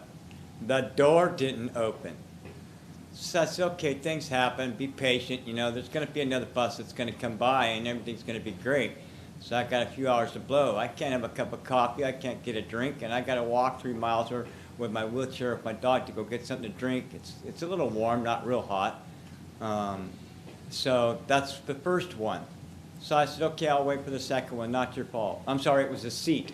Couldn't get the seat up in the brand new seat, so the wheelchair we put in. That was the first one. The second one is the next bus that comes by, it's 5 o'clock. You miss that bus, you have no opportunity or any chance. It's not like I can get a wheelchair and a dog and myself in a trunk or an Uber, okay?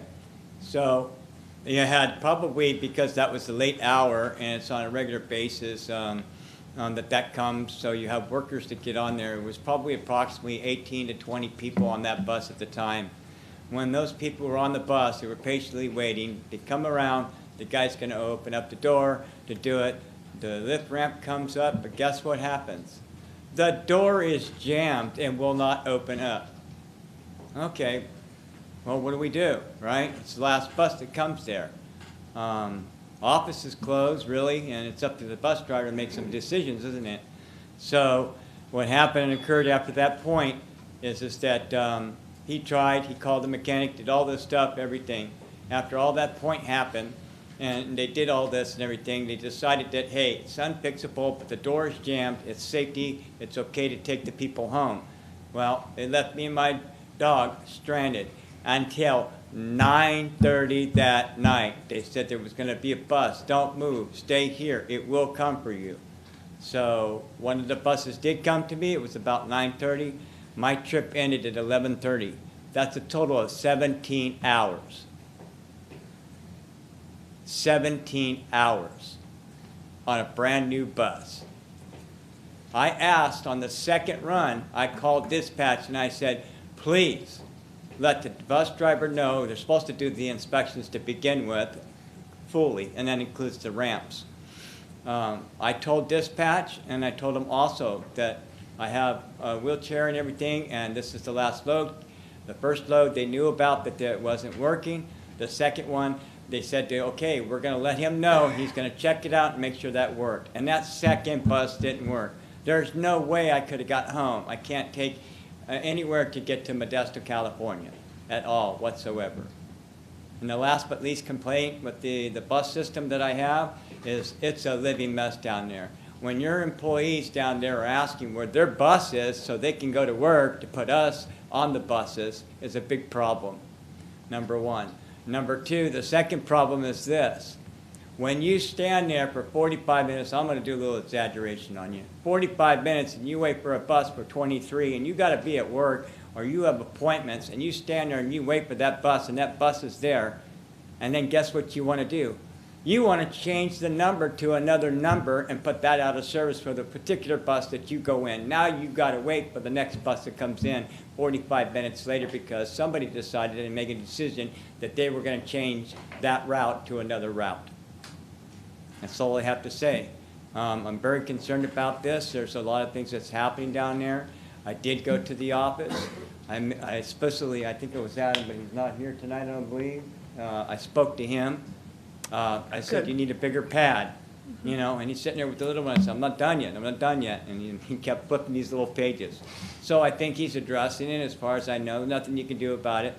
It's not the driver's fault. It's not, you know, things happen in life and stuff happens in life. I just think that there should be some kind of other supervisor over a supervisor that should be overall. The lady that took me home, they calmed me down. They assured me that everything's going to be okay. We're going to get you there.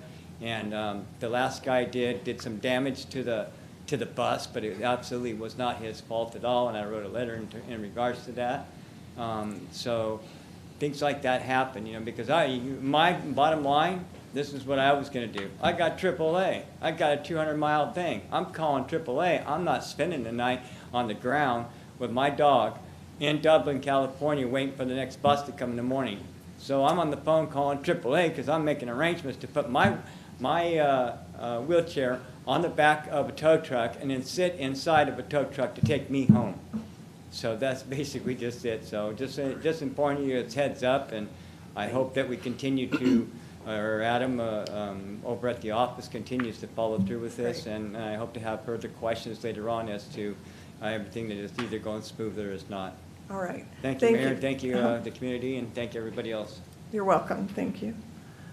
All right. Are there any other people wishing to come forward, speak under public comment?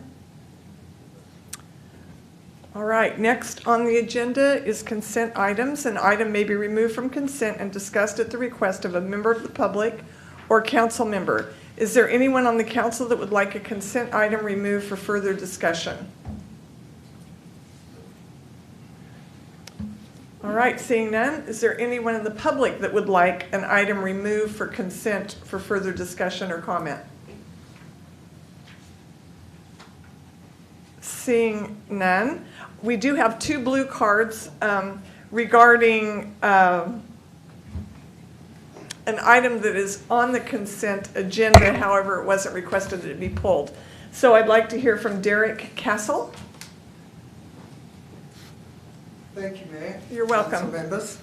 I'm just here tonight to support Parks and Recreation in their proposal that they've given to you tonight in item number 19, which is to allow the Director of Parks and Recreation to set the hours of the individual parks based on their particular needs.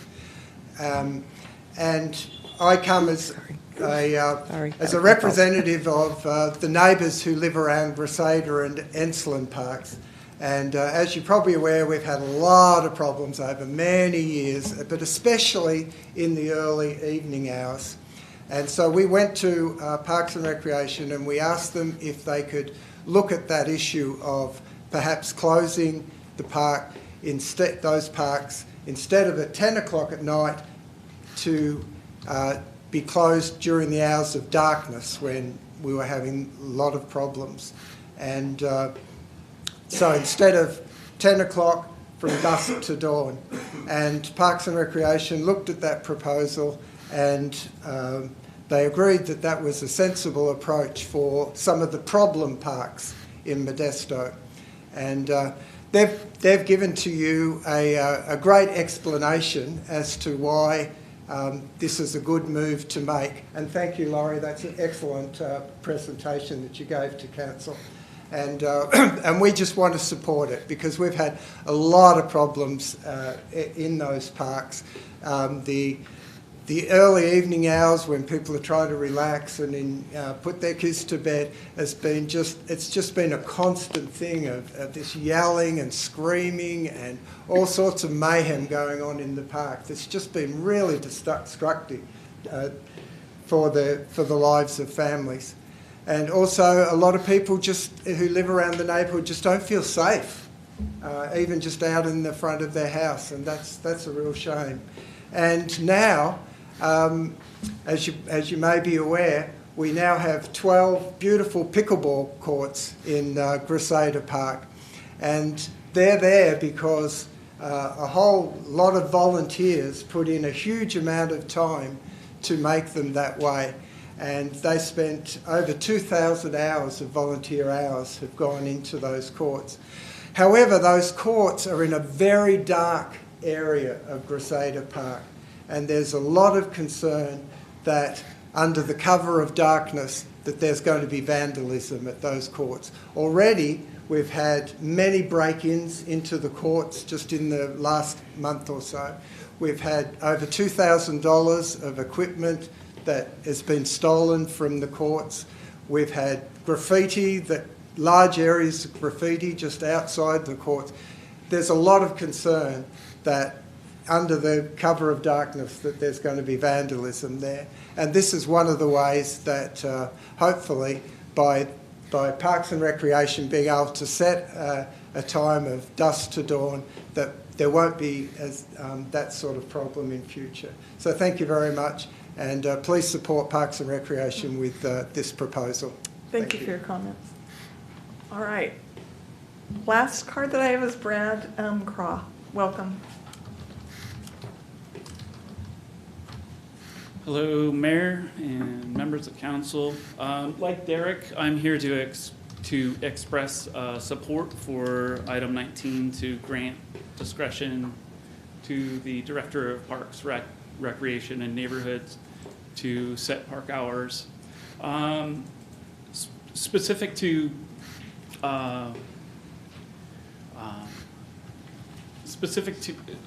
Specifically to speak just to my experiences at Grisada. I moved adjacent to Grisada Park, just across the street from those pickleball courts, 4 years ago. And I didn't have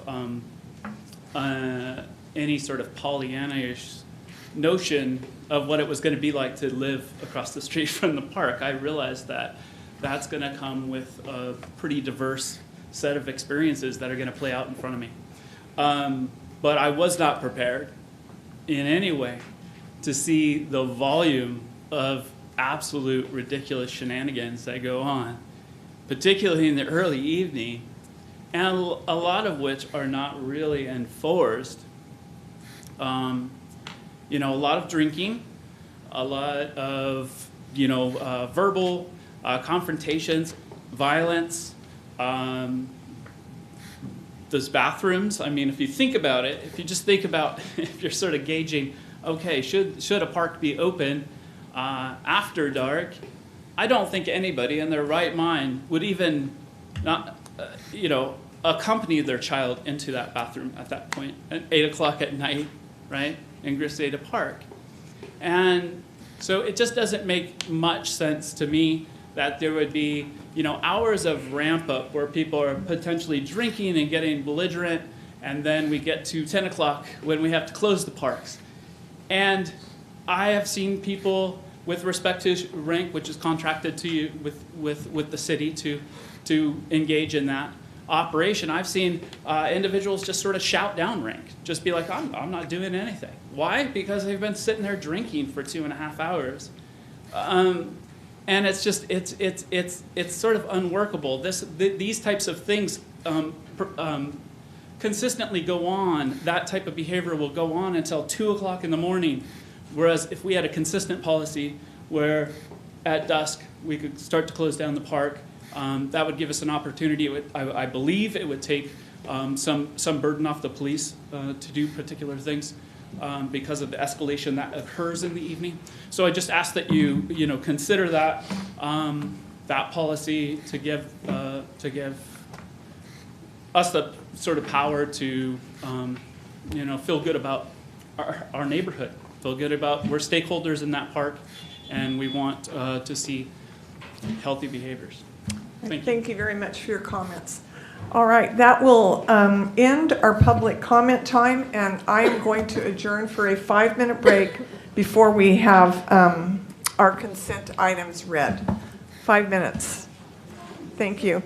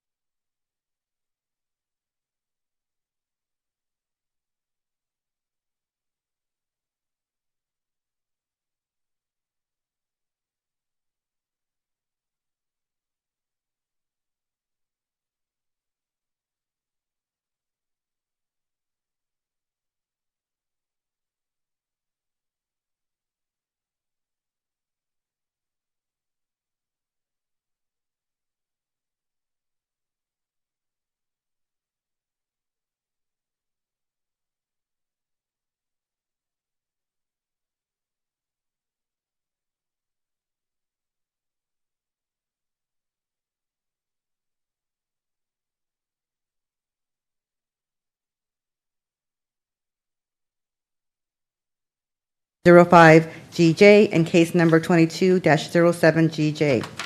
Item number 9, consider approving the recommended budget adjustments to fiscal year 2021, 2022, and fiscal year 2022, 2023 annual operating and CIP budgets, amending the position allocation for fiscal year 2022, 2023 as adopted in the operating budget. Item 11, consider accepting the fiscal year 2021, 2022 write-offs and adjustment reports through fiscal year end June 30th, 2022 in the total amount of $1,465,305. Item 11, consider approving a report detailing city personal property sold, donated, or disposed of during fiscal year 2021, 2022. Item number 12, consider claiming fiscal year 2021, 2022 unclaimed funds of $18,813 held in the city's trust for more than 3 years and authorizing the transfer to the general fund. Item number 13, consider an informational report for the July 2022 accounts payable payment register and void report. Item number 14, consider approving an agreement with Salida Fire Protection District for the allocation of district revenue resulting from the annexation of properties within the Wood Glen residential neighborhood and future annexations to the City of Modesto. Item 15, consider approving an agreement to provide fire protection services between the City of Modesto and the Salida Fire Protection District for a 5-year term with 2-year extension option, approving the side letter to the Modesto City Firefighters MOU as it relates to the agreement to provide fire protection services between the City of Modesto and the Salida Fire Protection District, amending the position allocation for fiscal year 2022, 2023 as adopted in the operating budget, approving an application to the Stanislaus Local Agency Formation Commission to conform to the City of Modesto's fire services contract with the Salida Fire Protection District and amending the fiscal year 2022, 2023 operating budget by $1,727,016 in revenues and $1,677,016 in expenses. Item 16, consider approving an agreement with CSG Consultants, Inc. for fire prevention plan check services for a 2-year agreement with 3 1-year extension options for an annual estimated amount of $75,000 and a total amount not to exceed $375,000. Item number 17, consider approving agreements with Kramer Workplace Investigations out of Danville, California, Ellis Investigations Law Corporation out of Sacramento, California, Oppenheimer Investigations Group, LLP out of Berkeley, California, Armistead Research Investigations out of Orangeville, California, and Municipal Resources Group, LLC out of Winton, California, to conduct citywide administrative investigations on an as-needed basis in an amount not to exceed $100,000 each for 2 years and authorizing the city manager or his designee to execute the agreements. Item number 18, consider approving an amendment to the purchase agreement with Mansfield Lurley Associates out of Citrus Heights, California for additional polygraph examinations by $26,800 annually for a revised estimated amount of $72,025 and a revised total amount not to exceed $189,275. Item 19, consider an ordinance amending Section 12-4.202B2 of Article 2 to Chapter 4 of Title 12 of the Modesto Municipal Code relating to the use of parks and recreation areas and facilities to authorize the Director of Parks, Recreation, and Neighborhoods to set hours of operations for all parks, trails, green space, and recreation facilities. Item 20, consider approving a 10-year lease agreement with Commemorative Air Force for Hangar 1S at the Modesto City County Airport. Item 21, consider approving the consultant agreement to Davie Resource Group for CAL FIRE Urban and Community Forestry California Climate Investments City of Modesto Urban Forest Service for an amount not to exceed $604,585. Item number 22, consider authorizing staff to apply for the California Strategic Growth Council's Regional Climate Collaborative Program Grant. Item 23, consider authorizing staff to apply for the Safe Streets and Roads for All Grant, Straightening Mobility and Revolutionizing Transportation Grants, and authorizing staff to apply for any future related grants.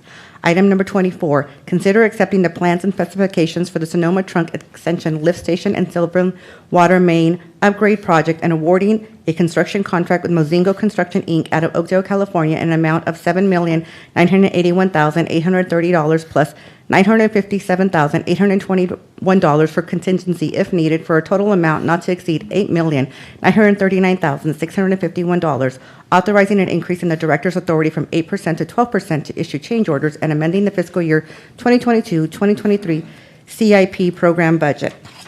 Item 25, consider approving an agreement with Carollo Engineers, Inc. out of Walnut Creek, California for engineering services for the West Trunk Rehabilitation Project in the amount of $984,404 for identified scope of services plus $98,440 in additional services if needed, for a total amount not to exceed $1,082,844. Item number 26, consider approving an agreement with Provost and Pritchard Consulting out of Modesto for engineering services for the Empire Well 312 Treatment System Project in the amount of $147,000 for identified scope of services plus $14,700 in additional services if needed, for a total amount not to exceed $161,700. Item number 27, consider approving the agreement of bid for pump station rejuvenation services to the Don Pedro Pump out of Houston, California for a 2-year agreement with 3 one-year extension options for an estimated annual amount of $350,000 and $1,974,350 over 5 years. All right, thank you. May I have a motion to approve the consent calendar? I have a motion from Councilmember Canoyer, a second from Councilmember Ricky. Will the city clerk please call the roll? Councilmember Canoyer? Aye. Vice Mayor Wright? Aye. Councilmember Scutia-Brayton? Aye. Councilmember Madrigal? Aye. Councilmember Ricky? Aye. And Mayor Zwallen? Aye, carries 6-0. Thank you very much. Next are council comments and reports. Do any of the council members have any comments and reports? Vice Mayor Wright. Thank you, Mayor. Concerning the cruising, I heard that you guys had a great time Friday night, and it was very, very nice, very peaceful. The only thing I can say, back in the 70s, us young cruisers, we weren't very wise. We were fast. We had great cars. Fast forward to 2022, we have still great cars. We're older, we're wiser, but we're slower too. So it's great hearing that you guys had a great time, and I encourage you to still work with our chief on other events coming up, and the more you do that, the more you'll add credibility to what you do. And I'm looking forward, us older people, to train the young people that are growing up what cruising's all about and the right way to do it. So thanks for being there. I remember cruising Hollywood Boulevard, Whittier Boulevard, Lakewood Boulevard, down in Long Beach area back in the 70s, and then coming up to Modesto on the weekends and hitting it. So this was a great place to do the cruising. In my opinion, it was better than what was down there. So anyway, thank you for being here tonight. And thanks for sticking around. Most people don't stick around, and we appreciate you sticking around. Thank you. All right, Councilmember Ricky. Thanks, Mayor. I just want to thank all the folks who came out tonight and the dozens of people who emailed the council this week that live around Reseda and Insulet Parks, and who reached out to us asking us to create change in our parks. it's your voices that will guarantee we make the adjustments that we need to make. And we have a long way to go. Right now, the parks are bastions for illegal behavior. We heard a little bit about some of those behaviors tonight, but from people that spoke, but it ranges from drug dealing to prostitution to drug abuse, mental health episodes. Last week we had people taking baths in the splash pad. And we've got solutions that we could try, but we're gonna need your voices, and I mean neighbors and all the folks in the city, to inspire government to provide the safe spaces where people can go and start the healing process to rejoin society. To get a job, to get clean, to get the mental health assistance they need, and especially for people that don't want to go to the shelters. So Modesto is doing a lot to help people. I don't want to discount that. We're doing a lot already for people that are suffering from drug addiction and mental health and homelessness. And some of our programs are even winning awards. But we can't argue with what we're seeing on the streets every single day, and we have to do more. Thanks, Mayor. All right, thank you for your comments. Councilmember Scudia Brayton. Thank you, Mayor, very much. I had the distinct honor last week, Friday, to be a presenter and a speaker at a Stanislaus County Leadership Academy, where I and Supervisor Manny Graywall, Superintendent of Public Instruction, and a couple other departments were represented.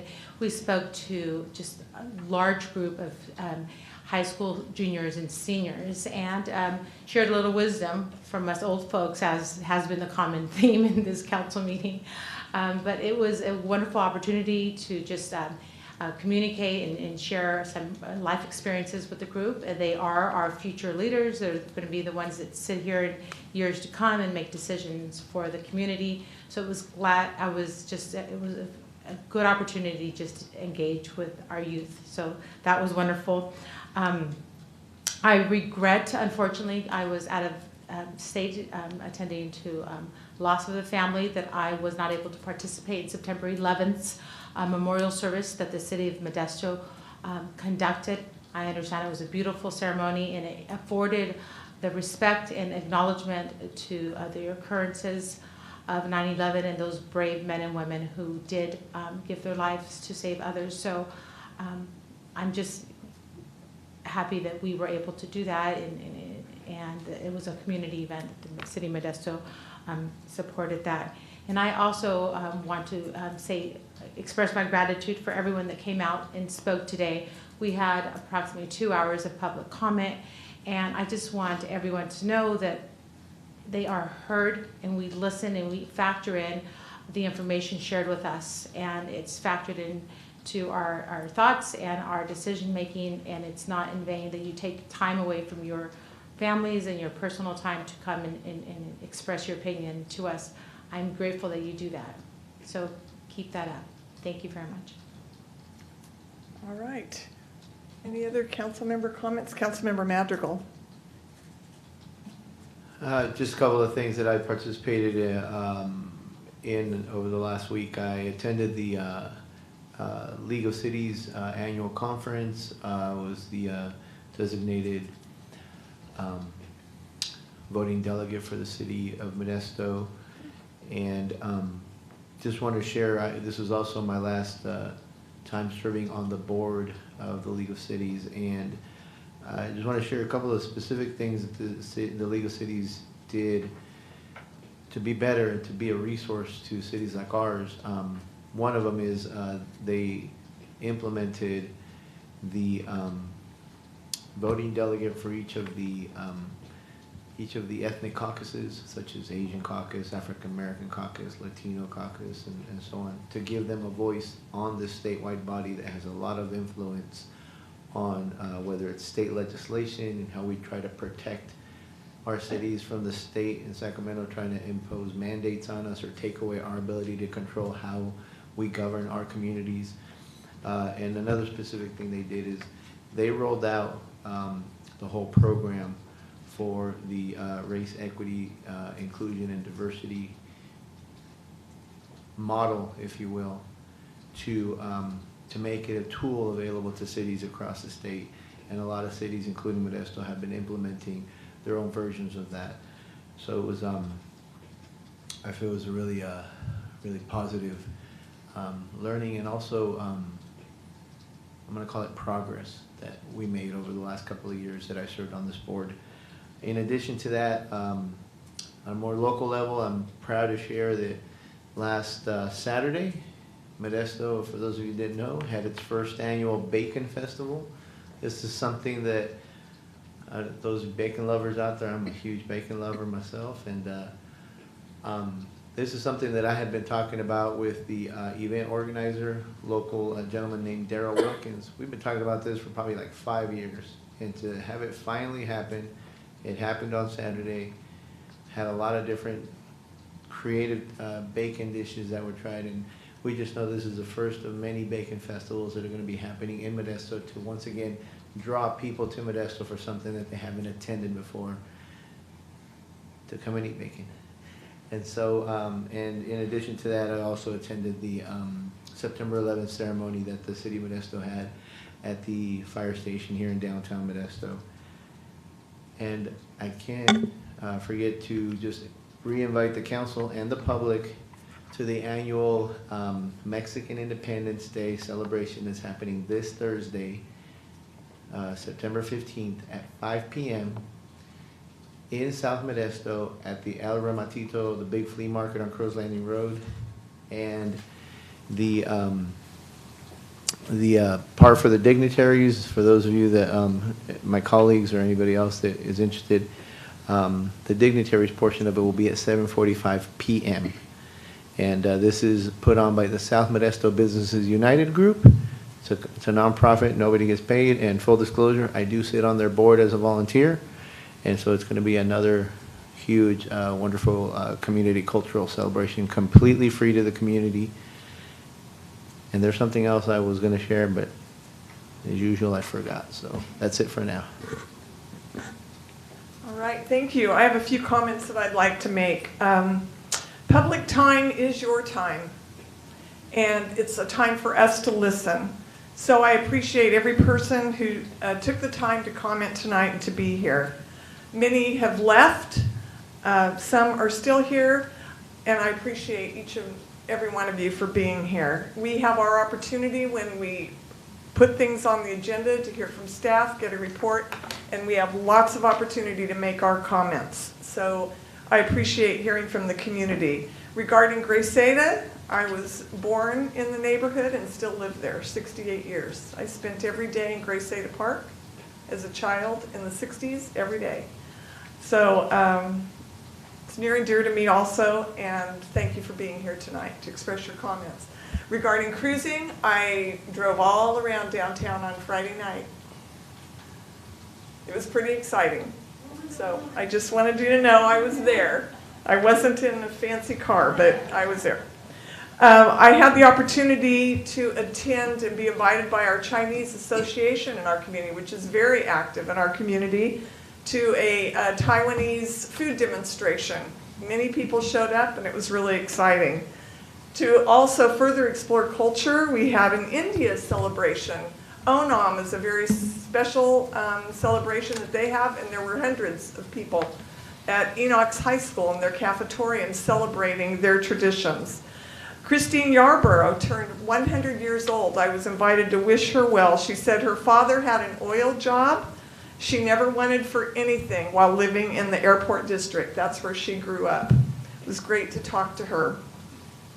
I, too, with Councilmember Madrigal, was at the California League of Cities, and we were honored to receive the Putnam Award, our city distinguished award, for our technology regarding our assistance with the homeless, that we are doing a lot to help in our community. There will be a formal presentation at another time. I had opportunity to attend the Boys and Girls State Dinner, and we are in good hands with our young people. They're brilliant.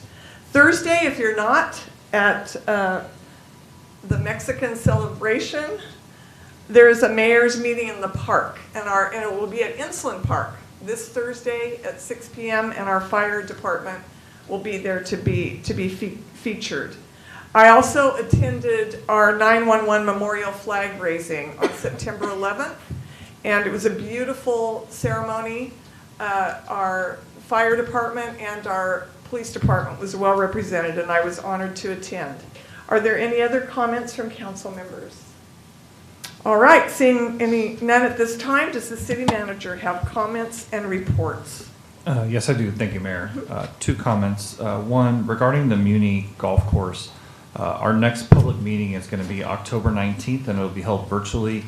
There's been some time that has passed since we've held a workshop or a community meeting on the Muni Golf Course. We have compiled all that information, but there are many varying opinions that need to be taken into consideration. We thought it would be best to compile that information and go back out into the community and further the dialogue before any further information comes back. Secondly, and a little bit bittersweetly, is that the word? I would like to recognize Steve Mitchell, our planning manager. Sorry, Steve, I can't believe you didn't know this is coming, but here it comes. So, Steve began with the city January 2nd, 1980. Wow. 1980. That is a long time ago, Steve. Right? Modesto's population at the time was 107,000, so our population has almost doubled. You spent a majority of your time in the planning division, all your time in the planning division, so he has seen our population double in growth over his time with the city of Modesto. He is walking out the door with a tremendous amount of institutional knowledge that I'm not sure we'll ever be able to get back.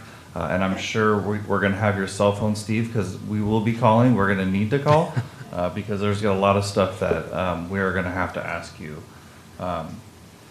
Some of Steve's major accomplishments, and we're in the middle of our general plan now, but Steve was responsible for our 1995 general plan update, the Kaiser Hotel development out in the Kiernan Business Park out in the north part of town, Village 1 specific plan, the downtown master plan, Crow's Landing corridor study, and he was also the lead on our cannabis program, which I know he loved tremendously, and it was really his swan song for sure.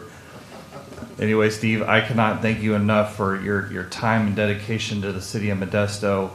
You will be sorely missed, but we do wish you very well in retirement, and you're always welcome to come back. And again, I do have your cell phone number, so I'm sure I will be using it. And with that, I am going to hand the mayor a plaque, a certificate of appreciation for your 42 plus years of service. Almost 43, Steve.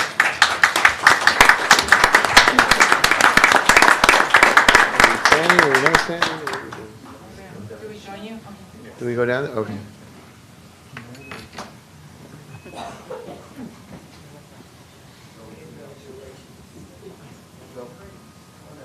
Me?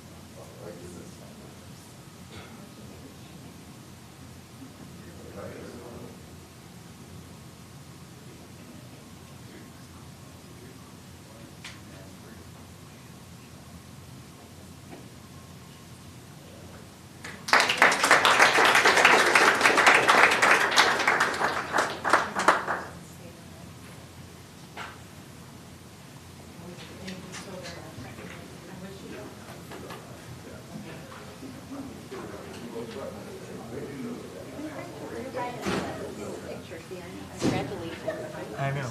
We're going to be right there. I don't know, maybe Steve will be like a consultant after he retires. All right. I think Joe said he was only 4 years old when you came to work here, so, you know. Just to make him feel better? All righty, thank you so much. for participating. Oh, Catholic, take your time. It's good.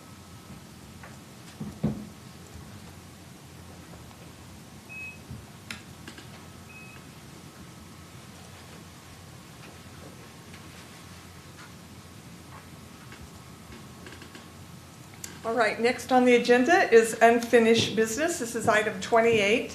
Consider approving water conservation rebate program modifications for fiscal year 22-23 to increase the funds budgeted for rebates from $285,000 by $285,000 from $430,000 to $715,000, and consider amending the fiscal year 22-23 operating budget in the amount of $285,000 to be transferred from water reserves. Welcome. Good evening, Mayor Zwollen, members of the City Council. I'm here this evening to talk a little bit about water conservation rebates and to discuss some adjustments to the budget, the program. First, I want to start off with saying that water is essential to everything that we do. The rebate programs were established to help customers help reduce their water use and conserve our most precious resource. In 2011, the original, sorry about that.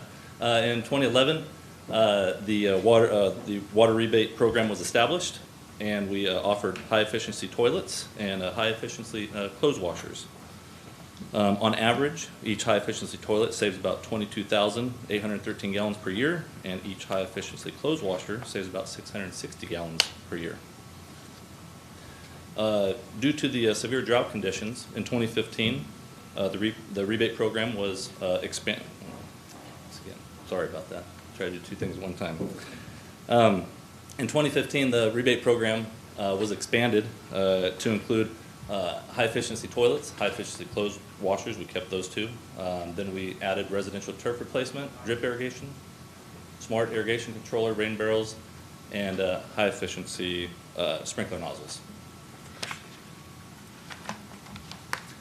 In 2020, due to low demand, the rebate program was reviewed, and rain barrels and high-efficiency nozzles were dropped off the program. So currently, in 2022, we offer high-efficiency toilets, high-efficiency clothes washers, residential turf, and commercial turf replacement, drip irrigation, and smart controllers. This slide shows the amount of water that is saved to date from the rebate program. On average, we save about 40 million gallons of water per year. To date, we've saved almost 400 million gallons of water. On May 31st, 2018, Governor Brown signed two bills, SB 606 and AB 1668, to build upon the ongoing effort to make water conservation a California way of life. New bills call for a new standard for indoor water use of 55 gallons per person until 2025, and plans to decrease that standard to 50 gallons by 2030. This slide shows some expenditure, budget amounts versus expended amounts over the past 3 years. You can see the rebate program had a little bit of a slow start in 2020. There wasn't much movement. In 21, we had more use on the rebate program, so we monitored it closely.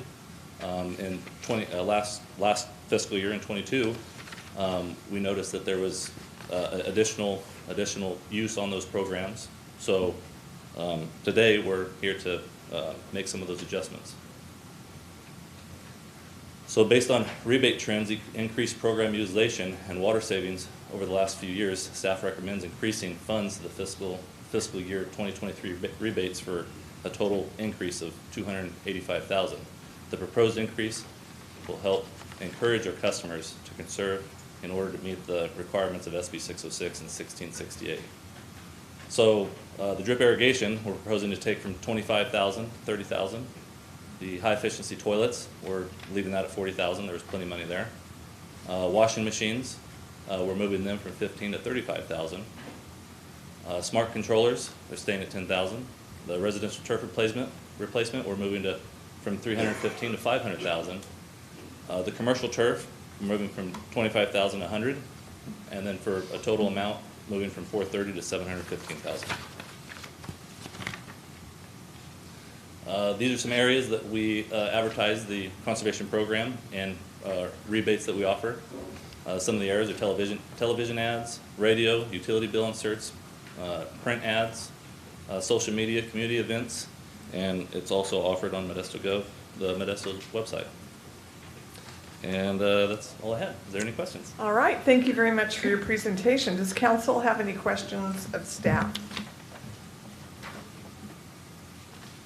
I do not see any questions in person or online. Are there any members of the public that would like to come forward and speak?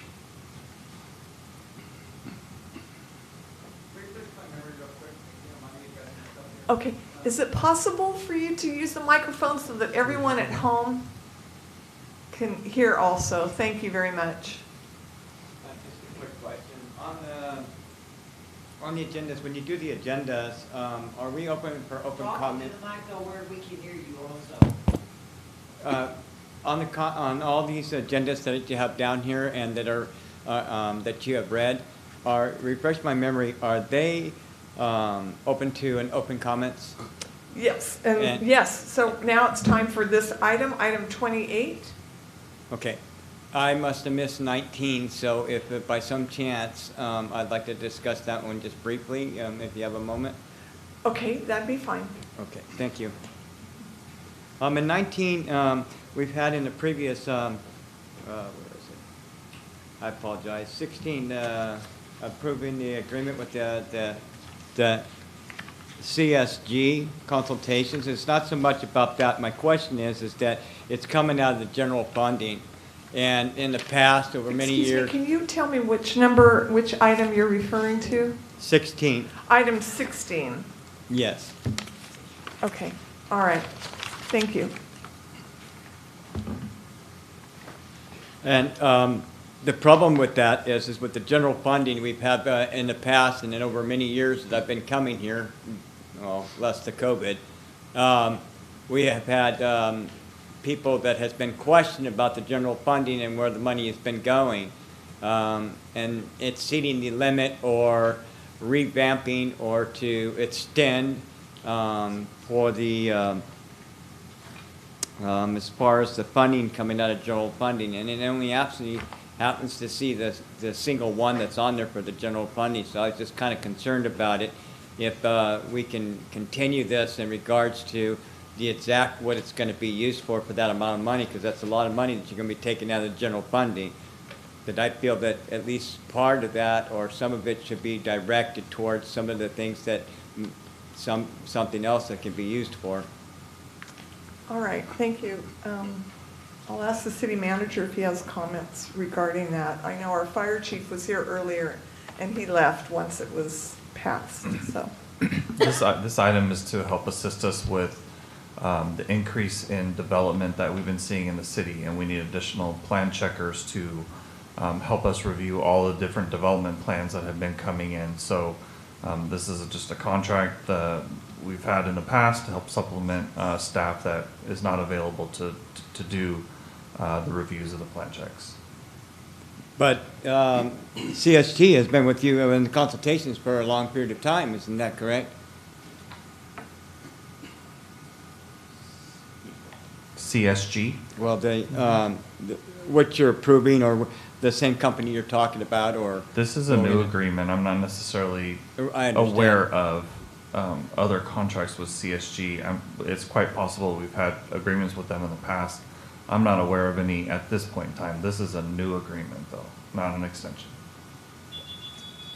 Okay, well, I guess I just wanted to put in my comment that it's coming out of the general funding, and if 6 months or a year or something comes up, I will be here, and I will have this discussion again in regards to it, because I don't know the the technicalities of it. I'm sure that there's been several discussions through the community and the mayor in all of the districts and everything, so, as well as the fire department. And I'm sure if it's for the fire department, it's used for a well use. It just happens to be that general funding is going to probably, for the rest of the year, is going to be coming up with a lot of things, and we do have a budget to admit.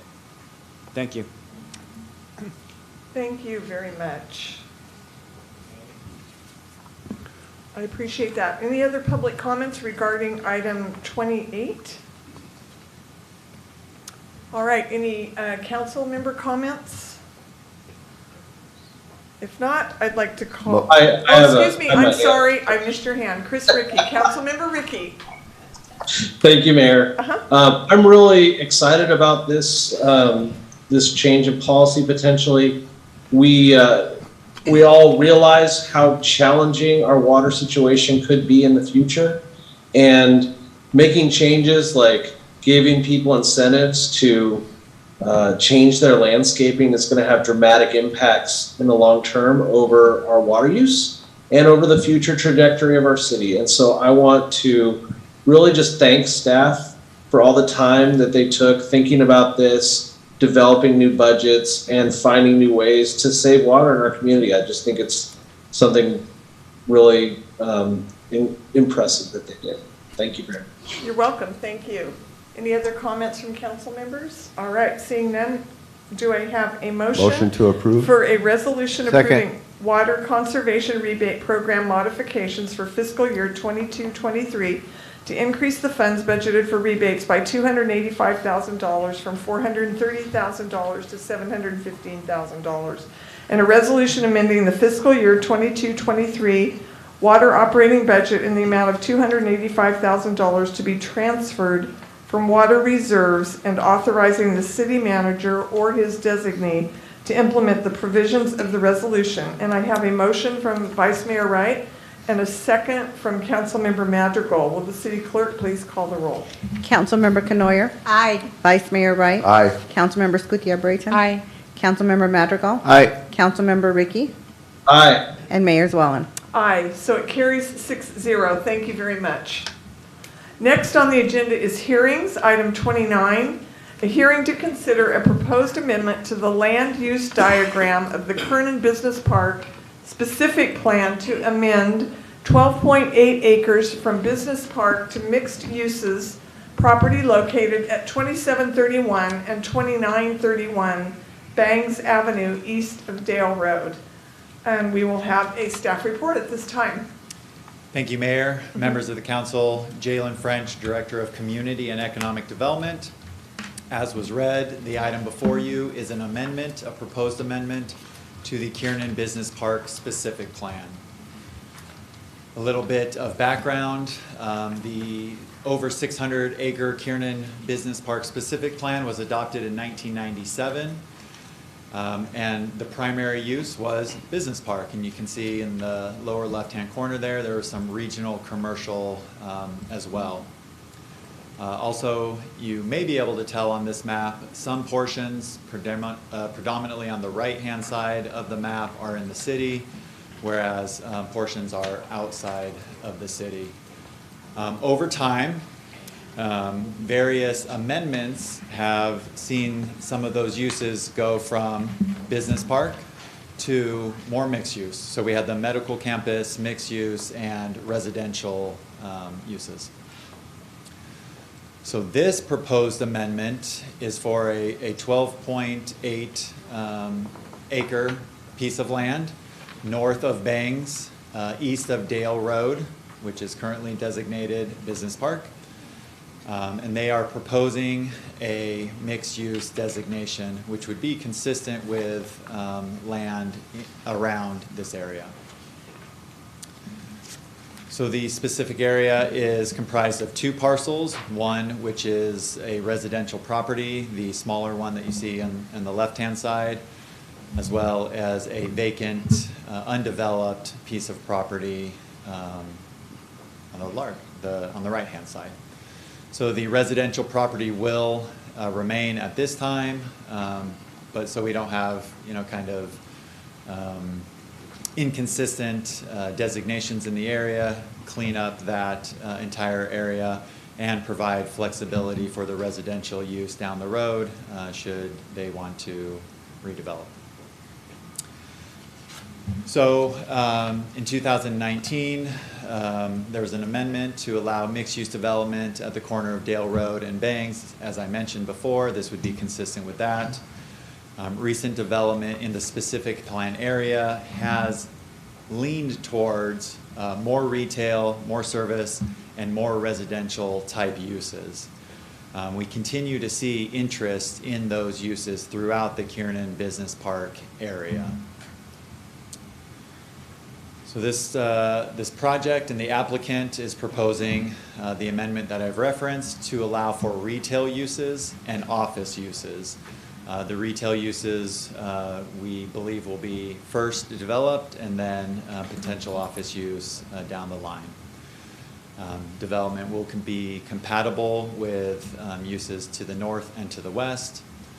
Staff did specifically look, as part of this amendment, at the traffic analysis and determined that the traffic generated from this use would be less than the business park uses that were designated before. And future development, so this is just the amendment, future development would be subject to either a development plan review or a conditional use permit, depending on the use specifically.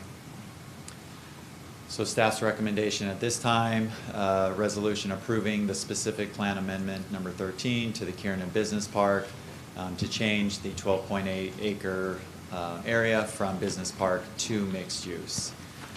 And we would be happy to answer any questions that you may have at this time. All right. Any questions, council questions from staff? I do not see any in person or online. Any members of the public that would like to come forward to speak regarding item 29? I'll close public comments. Any council comments? Seeing none, I have a resolution approving specific plan amendment number 13 to the Kiernan Business Park specific plan to change the land use designation of 12.8 acres from business park to mixed uses, property located at 2731 and 2931 Bangs Avenue. Do I have a motion?